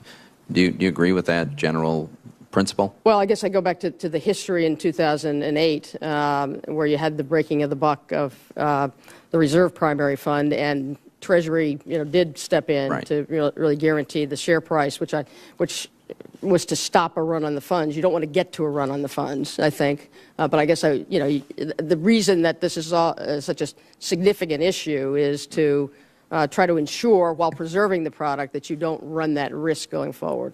Well, right. And I know you're very well aware that incident happened in the context of a global financial meltdown. It was not caused by, it was not particularly concentrated in the money market funds. There were more serious and acute problems in other sectors as well. I think that's important. I also think it's important to note that throughout 40 years, this has been an extraordinarily safe and sound product. But here's a question that I have for you specifically. Is it your view that the role of the SEC is to make it impossible for a money market fund to break the buck? I think it's the role of the rulemaking to guard against, while preserving the product, to guard against the systemic risk. I'm not trying to be not responsive to the question, but I think that is. But that's different than making it impossible for an individual fund to break the buck. It's probably hard to make anything impossible. But that shouldn't be the goal of the SEC. My point is that the goal is to make sure investors are aware of risks that they're taking, but that this is an investment that does carry some level of risk, and that's okay. I mean, there certainly is, there are risks with a lot of products, investment products. It's inherent in that. Again, I think the focus is on preserving that, but also dealing with the possibility of the systemic risk and run on the funds. Okay. Well, I see I'm out of time, but I do have some follow-up questions I'll probably send to you. Thank you. Senator Hagan. Thank you, Mr. Chairman, and to both of our witnesses here today, thank you. Mr. Cordray, I think you're doing a very good job, and I look forward to supporting your confirmation. And I also want to say thanks to your family, your wife and your two children here today. We appreciate your attendance here.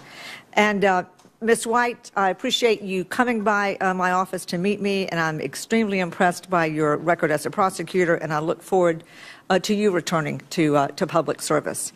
And in your testimony, you mentioned investing in technology to keep pace with the markets. Can you discuss how a robust budget in this area for the SEC would help achieve that goal, and some of the issues pertaining to what you see the detriment would be without that?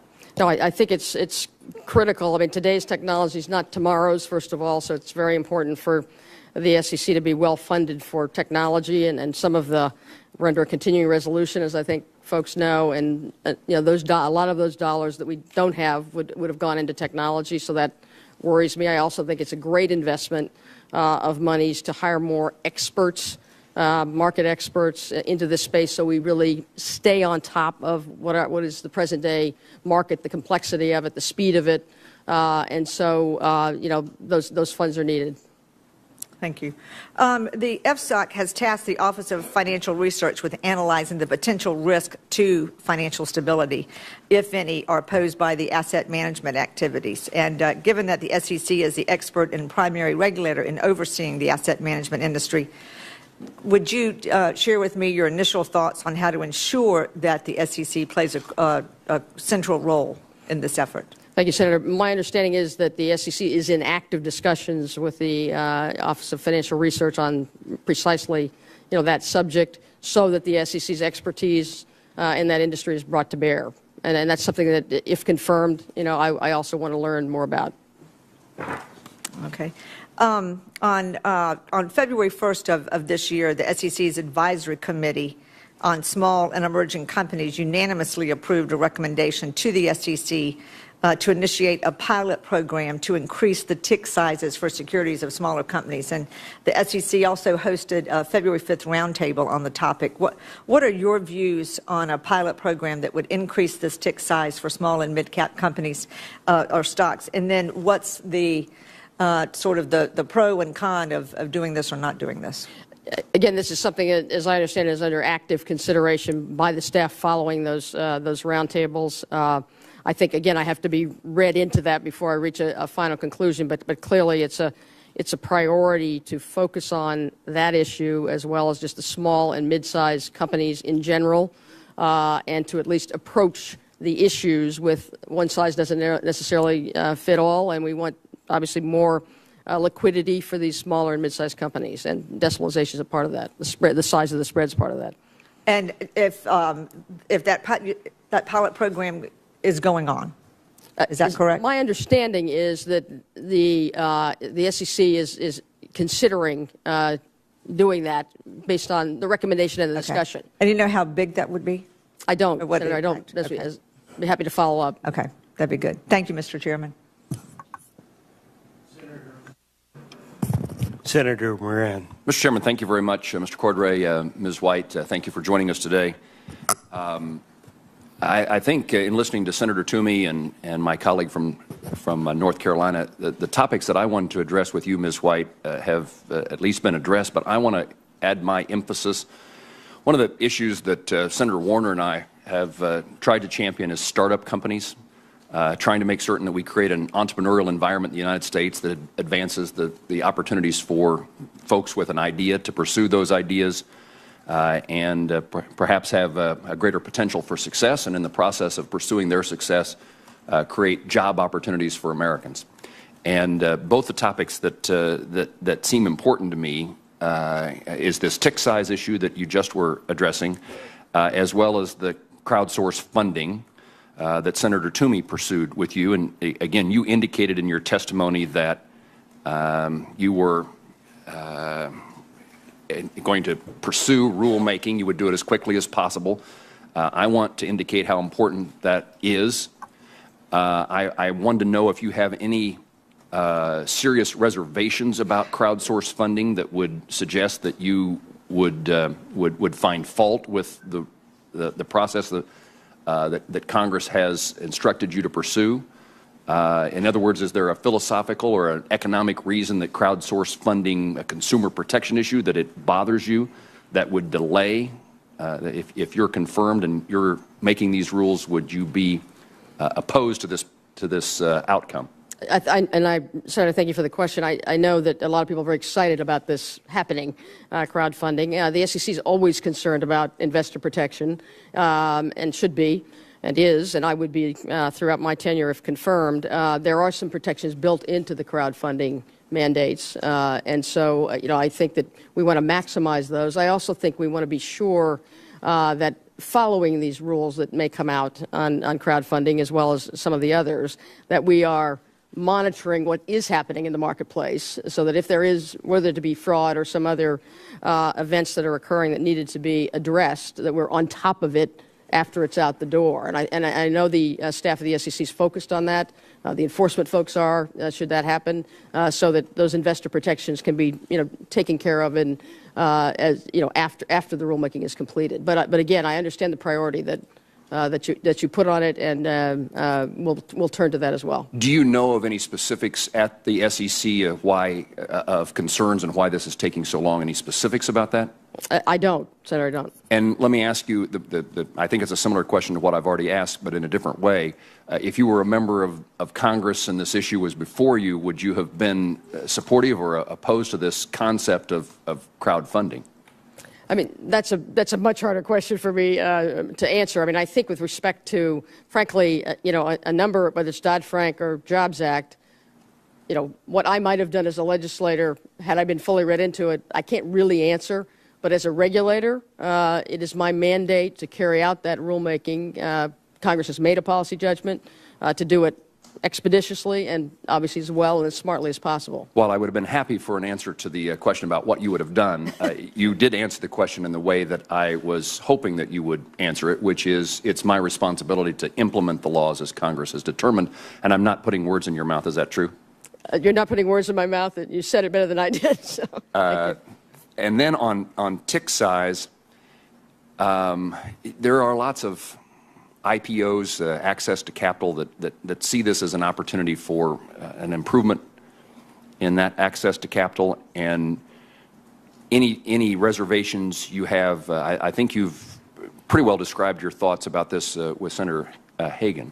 I think the thought of the pilot program would be to sort of see how it works with, various spreads in various stocks so that you get more information before sort of finally deciding, what's optimal. This is one, again, that I need to be read into further, but at this point I don't have a reservation. Would you confirm that my understanding is correct, which is the SEC conducted a roundtable. It's now at the staff level. Following that roundtable, they indicated, this is, I guess, the question, did they indicate that there is going to be a pilot program, or that's not yet been determined? I don't know whether they've indicated it publicly, but clearly, that was the discussion at the roundtable. It is under consideration by the staff, but I don't know that they've said anything publicly about next step. Well, they may have. I just may not know it. I really do believe that we can unlock lots of opportunities for Americans in job creation, and your job is an important one. And the regulatory environment, finding the right balance matters. And consumer protection obviously is important, but also the opportunity to create jobs for Americans is exceedingly important. And I would encourage you in both of these instances to act prudently, but to act prudently quickly. Understood, Senator. Thank you. Thank you. Senator Warren. Thank you, Mr. Chairman. Thank you both for being here. I'm not going to have any questions for Director Cordray. Since you've already testified 12 times, CFPB officials have testified more than 30 times. You've been an open book. I think there's been a lot of transparency, and you've won widespread praise for both your balance and your judgment. But I do have questions. What I want to know is why, since the 1800s, have there been agencies all over Washington with a single director, including the OCC, but unlike the Consumer Agency, no one in the U.S. Senate has held up confirmation of their directors demanding that the agency be redesigned. What I want to know is why every banking regulator since the Civil War has been funded outside the appropriations process, but unlike the Consumer Agency, no one in the United States Senate has held up confirmation of their directors demanding that that agency or those agencies be redesigned. And what I want to know is why there are agencies all over Washington whose rules are final, subject to the ordinary reviews and oversight, while the CFPB is the only agency in government subject to a veto by other agencies, But unlike the CFPB, no one in the U.S. Senate holds up confirmation of their directors demanding that those agencies be redesigned. From the way I see how other agencies are treated, I see nothing here but a filibuster threat against Director Cordray as an attempt to weaken the consumer agency. I think the delay in getting him confirmed is bad for consumers, it's bad for small banks, it's bad for credit unions, it's bad for anyone trying to offer an honest product in an honest market. The American people deserve a Congress that worries less about helping big banks and more about helping regular people who've been cheated on mortgages, on credit cards, on student loans, on credit reports. I hope you get confirmed. You have earned it, Director Cordray. So, my questions are for Ms. White. Thank you very much. We've gotten a sense of you as a rule writer, and I'm glad as a prosecutor. But I want to ask a couple of questions around rule writing, and actually I'm going to start in the same place many of my colleagues have, and that is to talk about the things that have not yet been done. In fact, I'll just make a little note here. The Consumer Agency has met virtually all of its rule writing deadlines. The SEC has missed about half of them so far. But everyone's been highlighting the rules that they want to make sure that you focus on. I just want to draw a line under 4 of them that the SEC has not yet written any rules for. There are still no rules for credit rating agencies that took money to sign off on risky deals that crash the economy and still operate with big conflicts of interest. There are still no rules from the SEC to deal with the derivatives that were right at the heart of the financial crisis. There are still no rules from the SEC to protect the counties and towns that were cheated. There are still no rules from the SEC to require disclosure of CEO pay relative to regular employees' pay. So if people are going to talk about priorities, I certainly hope that those are all near the top of your list. But one other thing I want to ask you about rule writing, because it came up earlier in the discussion, is the economic analysis or the cost-benefit analysis. You know, it's fairly easy to measure the costs of implementing a regulation.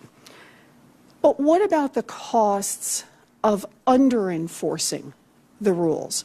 So what are the costs of people being cheated on mortgages and credit cards? What are the costs when money launderers are not prosecuted? What are the costs when big financial institutions crash our economy? So my question is, how do you make sure that when we're talking about cost-benefit, that the costs, not just of enforcing regulations, but the costs of under-enforcing those regulations is also accounted for, Ms. White? And I appreciate the question. I think it also relates to measuring the benefits. I mean, I think it's at least a similar issue, if not the same. I mean, you know, and again, one of the things that I, if confirmed, want to do first also when I get to the SEC is to really bore into exactly how this is being done. You know, I also have the concern, as we all do, even though in terms of having our rules upheld by the courts, which that needs to happen as well. But I think we have to recognize that there are some benefits, the cost of under-enforcement, that have to be analyzed on their terms. In other words, that you have to say, if you can't quantify, you say why you can't quantify, or perhaps you do quantify, but you use a different parameter to do it. So I fully take your point. Okay, thank you very much. I see my time is up. Thank you very much, Mr. Chairman. Senator Merkley. Thank you very much, Mr. Chair, and thank you to both of you for coming to testify. First, I wanted to accentuate the comments that Senator Moran made over crowdfunding. That legislation here in the Senate was my legislation. It was focused on the fact that I go to town meetings. I've been to over 160 of them in Oregon, and people really are looking for sources of capital to drive small business. So here is an incredible need for small business capital and a new innovative strategy for helping provide that source of funds. And the rules were supposed to be done in January, and we don't even have a draft yet. So how can something so important to the economy, so important to success of small business, with folks on both sides of the aisle saying that small business is really a job in America. How is it possible the SEC doesn't even have a draft completed at this point? Well, I mean, I go back to, and this is not offered by way of excuse, but the rulemaking that the SEC is undertaking as a result of Dodd-Frank and the Jobs Act truly is daunting. I mean, it truly is. On the other hand, I think, as I said in my oral remarks and my written testimony as well, these rules need to get out, and I need to figure out what additional work streams need to be put in place to do that. Thank you. Just take my remarks as an encouragement that something so important to the economy deserves to be near the top of the list. I want to turn to Director Cordray. Director, the CFPB is the only banking agency with decisions that are subject to the veto of its rulemaking powers by another agency. Is that correct? FDIC doesn't have such a veto, OCC doesn't have such a veto, the Fed doesn't have such a veto? And that's my understanding, Senator, yes. Thank you. And the CFPB is the only banking agency with a capped budget? That is correct. Okay. These are extraordinary, then, measures related to the CFPB, and yet all we kind of hear about is the CFPB actually has fewer restrictions than other banking agencies. Why is there so much confusion among some of my colleagues on this point? I don't know, Senator. Thank you. Thank you. Something that you have been working very hard on with your agency is assisting veterans and seniors and homebuyers with relevant financial information. Have the veterans, seniors, and homebuyers found that financial information to be of some use? It's been a two-way street. I know that they have, and I think that there are changes that Assistant Director Petraeus has been able to achieve, such as taking account of permanent change of station orders and the kind of disruption that creates in the lives of service members and their families, and making sure that they have additional protections for those. It's also the case that all of those discussions have brought back ideas and thoughts to us about how we can better deliver more effective protections for the unique circumstances of active duty service members, the strains it puts on their family, and as they become veterans and graduate out of the service, peculiar needs that they have as consumers. That's been a high priority for us. I want to thank the Congress for the work they did on the Military Lending Act at the end of last year, and we're working with the Department of Defense and the other agencies to implement that appropriately and effectively, and we will continue to do that work, and it's an important focus for the agency. Well, thank you. I can tell you I'm hearing nothing but praise back home from veterans groups and senior groups for the type of work that you're doing. Another thing that CFPB is doing is research-driven approach on financial literacy. For example, there's a whole host of financial literacy programs. Which ones actually work? I understand you're researching that. Consumer disclosures, what format for consumer disclosures is actually of use to consumers? This is ongoing research. I don't know that you've published findings yet. But I think it's a great idea. Do you think it's going to have considerable promise in helping us understand better how to provide financial literacy or provide consumer protections that are at the right place at the right moment? We are convinced that it will, and it's been part of the leadership of the Consumer Financial Protection Bureau since we first were created, that know before you owe is an important principle, and that we need to rethink some of the assumptions in this field from the past, such as extensive, long, protracted disclosures were somehow good for consumers when in fact they often defeated consumers' abilities to understand or their willingness to wade through. We have published a proposal, and we will be finalizing know before you owe provisions for mortgages later this year. We have voluntary efforts underway with industry at the moment on credit cards that we're pursuing, and we have know before you owe efforts on student loans, which are very important and are part of our Paying for College module, which is now up on our website, and we're going to be promoting heavily over the next month as people come to making decisions about higher education, they and their families, and they find those difficult and confusing at times. Thank you. My time's up, so I just want to note that all of these things are making families stronger, more successful. That's incredibly important. We shouldn't be measuring the success of our American economy, if you will, simply by GDP, but how many families have living wage jobs and how many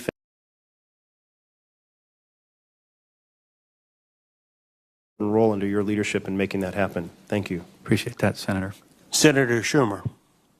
Thank you, Mr. Chairman. I want to thank both witnesses. I have no questions for Mr. Cordray. I just fully support your nomination, and I do find it anomalous. You're in the same boat as some of our people on the D.C. Circuit. People are opposing you not because of you, but because they don't want the body to which you are nominated to function properly, and it's something brand new, and I hope it's something people will reconsider. I have two quick questions for Mary Jo White. First, on credit rating agencies. As part of Dodd-Frank, there was a bipartisan amendment led by Senators Frank and Wicker and myself, and it gave the SEC authority to issue regulations rooting out conflicts of interest in credit ratings for structured products. The amendment passed on the Senate floor with 64 votes. It was bipartisan. Ranking Member Crapo voted for it, so did 10 other Republicans. So it's now 2.5 years later, and the Commission hasn't used the authority. I understand the Commission is going to be hosting a roundtable on the topic in May. It is my hope that the Commission will then quickly proceed to a rulemaking as Dodd-Frank authorizes you to do. Will you make it a priority to exercise the Commission's authority under Dodd-Frank to address the conflicts of interest in rating of structured products? I will, and I think it's an extremely important issue. Good. Well, that's all I can ask. Second question. As you know, because you and I have discussed this previously, I'm very interested in a rule proposal before the Commission enhancing the ability of retail investors to access proxy materials and actually vote their shares. We all know that that doesn't happen enough.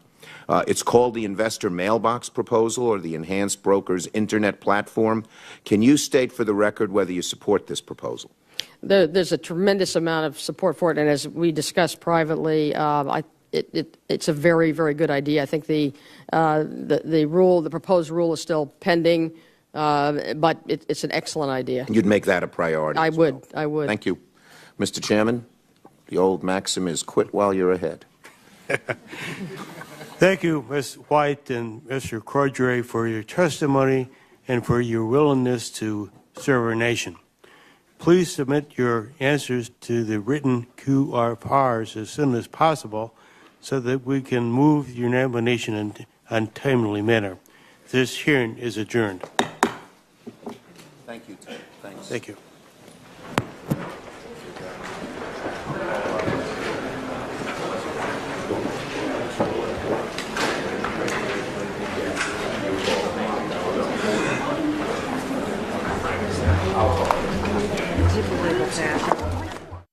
Also in Capitol Hill this was a fierce competitor in the Women's Basketball League in New York.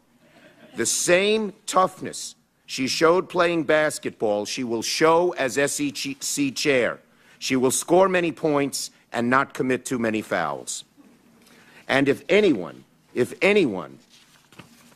questions her loyalty or patriotism, I'm told that on those rare occasions when she does relax and take a break from putting terrorists in jail, she likes to crack open a cold bud. But she has a warm and fuzzy side, too. In 2011, she was elected chair of the ASPCA, the American Society for the Prevention of Cruelty to Animals. So all accomplishments and accolades aside, the moment of truth for me came when I discovered that despite being born in Kansas City and raised in Virginia, she was a diehard Yankees fan. Hope that won't deter the senator from Ohio in his deliberations.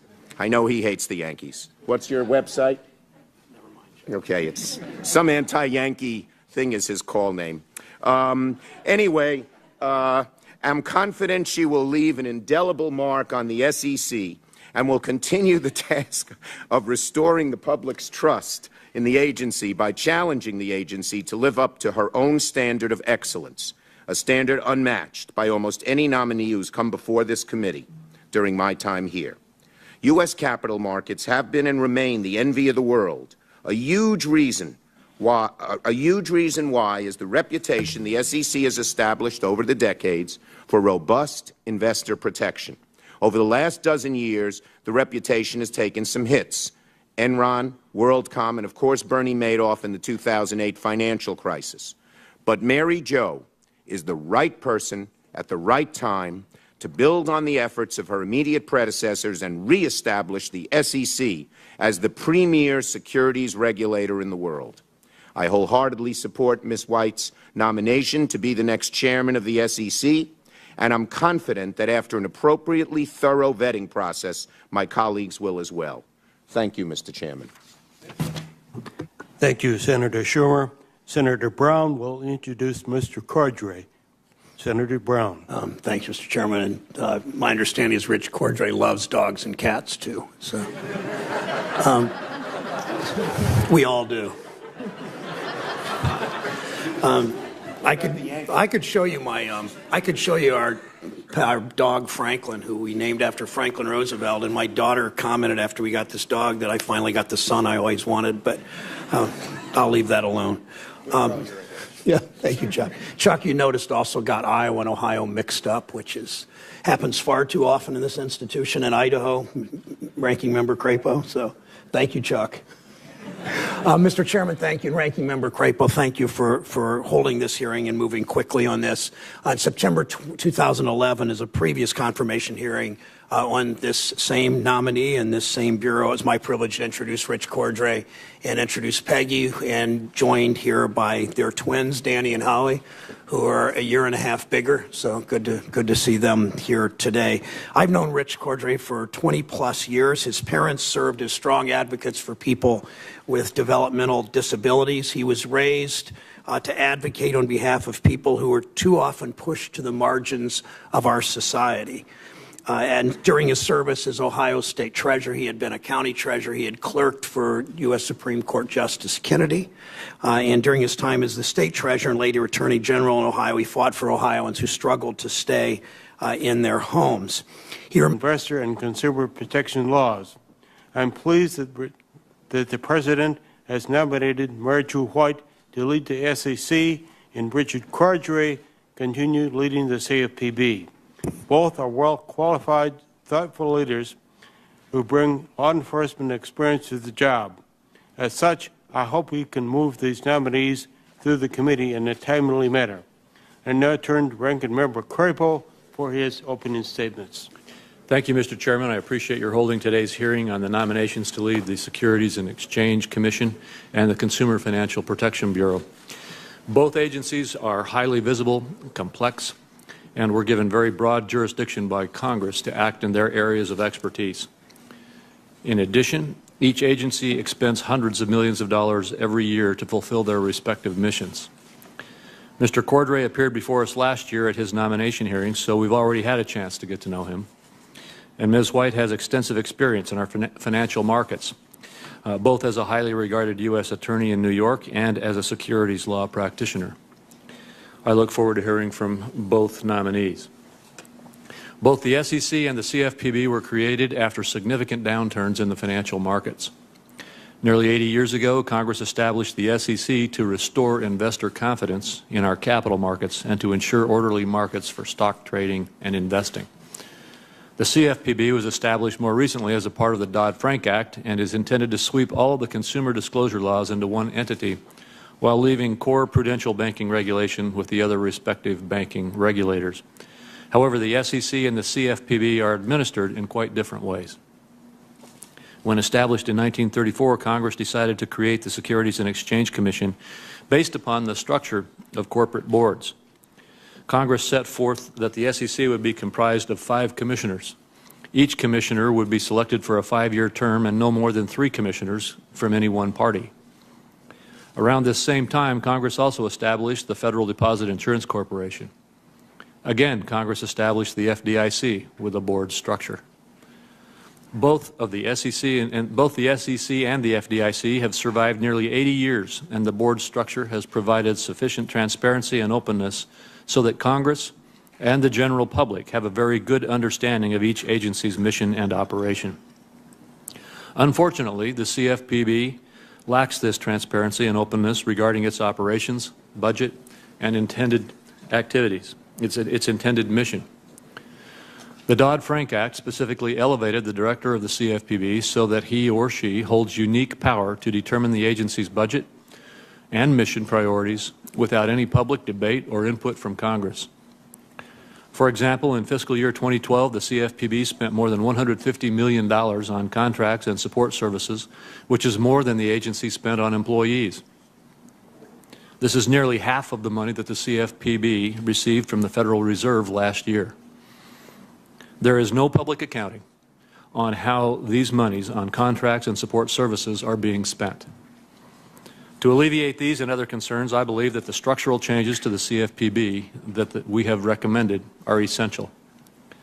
Moving from a single director to a board format is one of the important steps that will bring about the transparency and openness that now exists with the SEC. In addition, the agency needs to be put on the federal appropriations process so that Congress knows how the monies are being spent, especially on items such as contracts and outside services. And finally, the prudential regulators need to have more than just informal input into the CFPB's policy and rulemaking decisions. With regard to the President's recess appointment to the CFPB last year, my opinion has not changed. I continue to believe that the recess appointment was unconstitutional. The recent court case involving the National Labor Relations Board found that those recess board appointments violated the Constitution. Since the CFPB recess appointment was made on the same day, to me the same result should apply. Recently, members of the Republican caucus sent a letter to the President objecting to the confirmation of a head of the CFPB unless these structural changes are made to the agency. Structural and other changes to the agency are, I believe, areas where we can work together to improve the operation of the CFPB and to improve accountability. Mr. Chairman, I look forward to hearing from Ms. White and Mr. Cordray on their qualifications to head the SEC and the CFPB. And again, I appreciate the chance to work with you on these nominations. Thank you, Senator Crapo. Does anyone else wish to make a short opening statement before we turn to the nominees for their testimony? Mr. Chairman. Please withhold. We'll now proceed to witness introductions. Senator Schumer will now introduce Ms. White. Senator Schumer. Thank you, Mr. Chairman. Thank you and Senator Crapo for holding this hearing so quickly. It's my great privilege to introduce Mary Jo White, the nominee to be the next chairman of the SEC.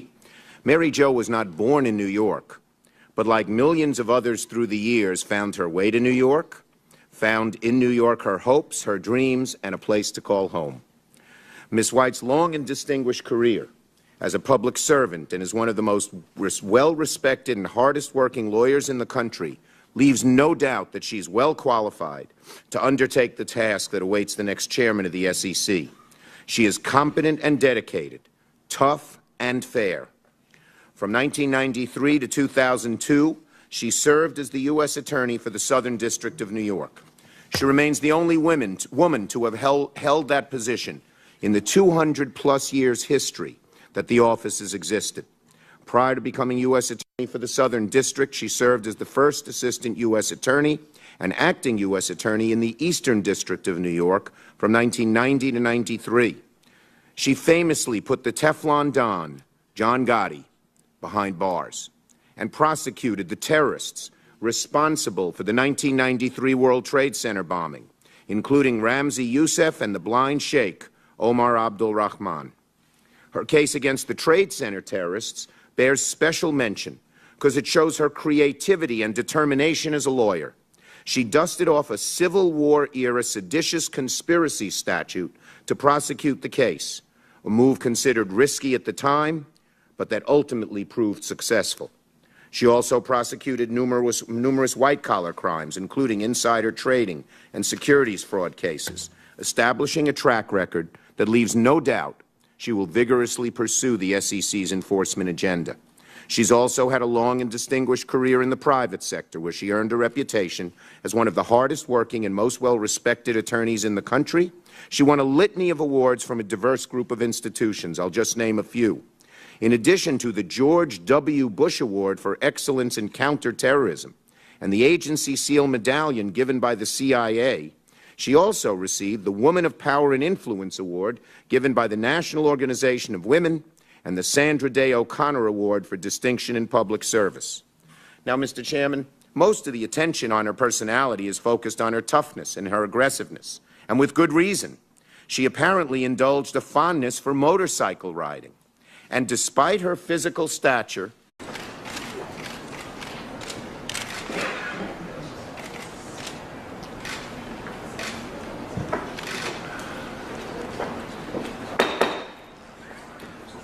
I call this hearing to order. Today we consider the President's nominees to head the CFPB and the SEC. In response to the financial crisis, the Wall Street Reform Act charged these two agencies with leading roles in restoring consumer and investor confidence in our financial system.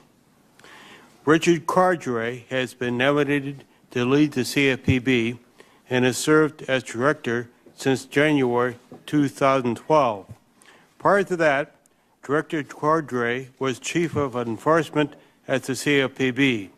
He has a long history of public service, including serving as Ohio's Attorney General, State Treasurer, State Representative, and Solicitor General. Well, we'll hear more about the Director Cordray when Senator Brown introduces him. Since his first confirmation hearing in September 2011, Director Cordray has appeared before this committee more than any other financial regulator. During that time, he has proved to be a strong leader of the CFPB.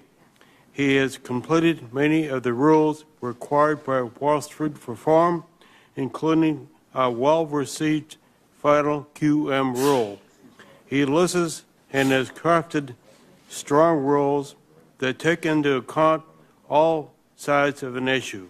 He has laid the groundwork for non-bank regulation. He has brought to light the financial challenges faced by students, elderly Americans, service members, and their families. He has taken important enforcement actions against banks that took advantage of customers. So I ask, what more can Richard Cordray do to deserve an up or down vote? I hope we can move forward with Richard Cordray's confirmation. Mary Jo White has been nominated to be a member of the SEC and will be formally introduced by Senator Schumer. As members of this committee have begun to get to know her in the past 3 weeks, it is clear Ms. White has an impressive resume. As the U.S. Attorney for the Southern District of New York, she was tough and respected. As a lawyer at Vesves, she has an understanding of the complex issues facing the financial system. This is a critical time in the SEC's history as it works on a range of rules and policy issues. These include the FOCA rule, derivatives, credit rating agencies, hedge funds, standards for broker-dealers and investment advisors, corporate disclosures, market structure, the Jobs Act, and money market funds, just to name a few. Wall Street reform increased the SEC's duties to better protect investors and oversee the market, but Congress has not increased the Commission's budget enough to keep up. I look forward to learning more from Ms. White on how she will approach these challenging issues. As we mark the 5-year anniversary of Bear Stearns' failure this month, we are reminded why we need strong cops on the beat. Enforcing our remains the right person to head the Consumer Financial Protection Bureau. Under his leadership, CFPB helped service members and veterans and military families understand their benefits. He's helped students plan for their futures and has helped baby boomers plan for retirement. He's had a major role in refunding some $425 million to consumers who are victims of fraudulent financial practices, and CFPB's handled more than 130,000 complaints from consumers in all of our states. Mr. Chairman, we already had our fight over the structure of the CFPB. A bipartisan majority in the Senate created the CFPB in 2010 to help ensure that Americans have access to safe and transparent financial products and services, including credit cards and loans. But in the United States Senate, a vocal minority is pledging to hold up the appointment of a qualified nominee. No one I have heard says anything less about Rich Cordray's qualifications, that he is superbly qualified for this job. The legislation created CFPB as the law of the land, but some here want to nullify the legislation, creating our nation's consumer watchdog. Rich Cordray's been supported by CEOs of Ohio companies. He's won praise from Ohio bankers, whom I've spoken with over the years. But for the first time in Senate history, or actually it's the second time because this happened with the same nominee in the same bureau just over the last couple of years, and I asked the Senate historian about this. Senators are blocking a nominee because they simply don't like the agency that he will lead. For CFPB to thrive, it must have sound leadership, a leader who's able to work with institutions and individuals to prevent insidious schemes from wreaking havoc on our communities, on our families, the citizens of this great country. Now's the time to consider Rich Cordray's qualifications, not keep fighting old political battles. Thank you, Mr. Chairman. Thank you, Senator Brown. I would also like to take this opportunity to submit a letter from our colleague, Congressman Sivers, who could not be here today but wished for his support to be known. We will now swear in the nominees. Will the nominees please rise and raise your right hand?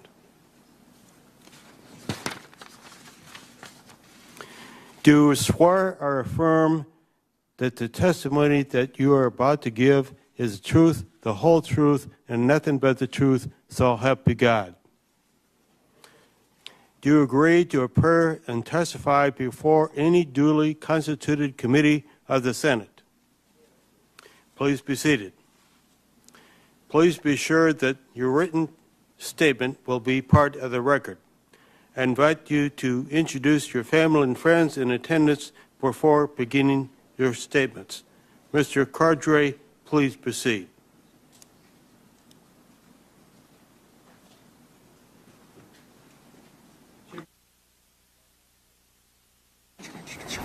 And members of the committee, I'm honored to be here once again as the nominee to serve as the director of the Consumer Financial Protection Bureau. I'm grateful to the President for the confidence he's shown in me and for giving me the opportunity to continue serving our country in this role. If confirmed, I pledge to continue to carry out and enforce the law that Congress passed to protect consumers and restore confidence in consumer finance markets. Over the past 2 years, I've come to understand how your committee exercises great responsibility that affects the lives of all Americans. It's a pleasure to appear before you frequently in my current role, and we've seen that our relationship can be cooperative and fruitful. If confirmed, I look forward to working closely with you to see that the people and families whom we serve are treated fairly in the essential marketplace for consumer finance.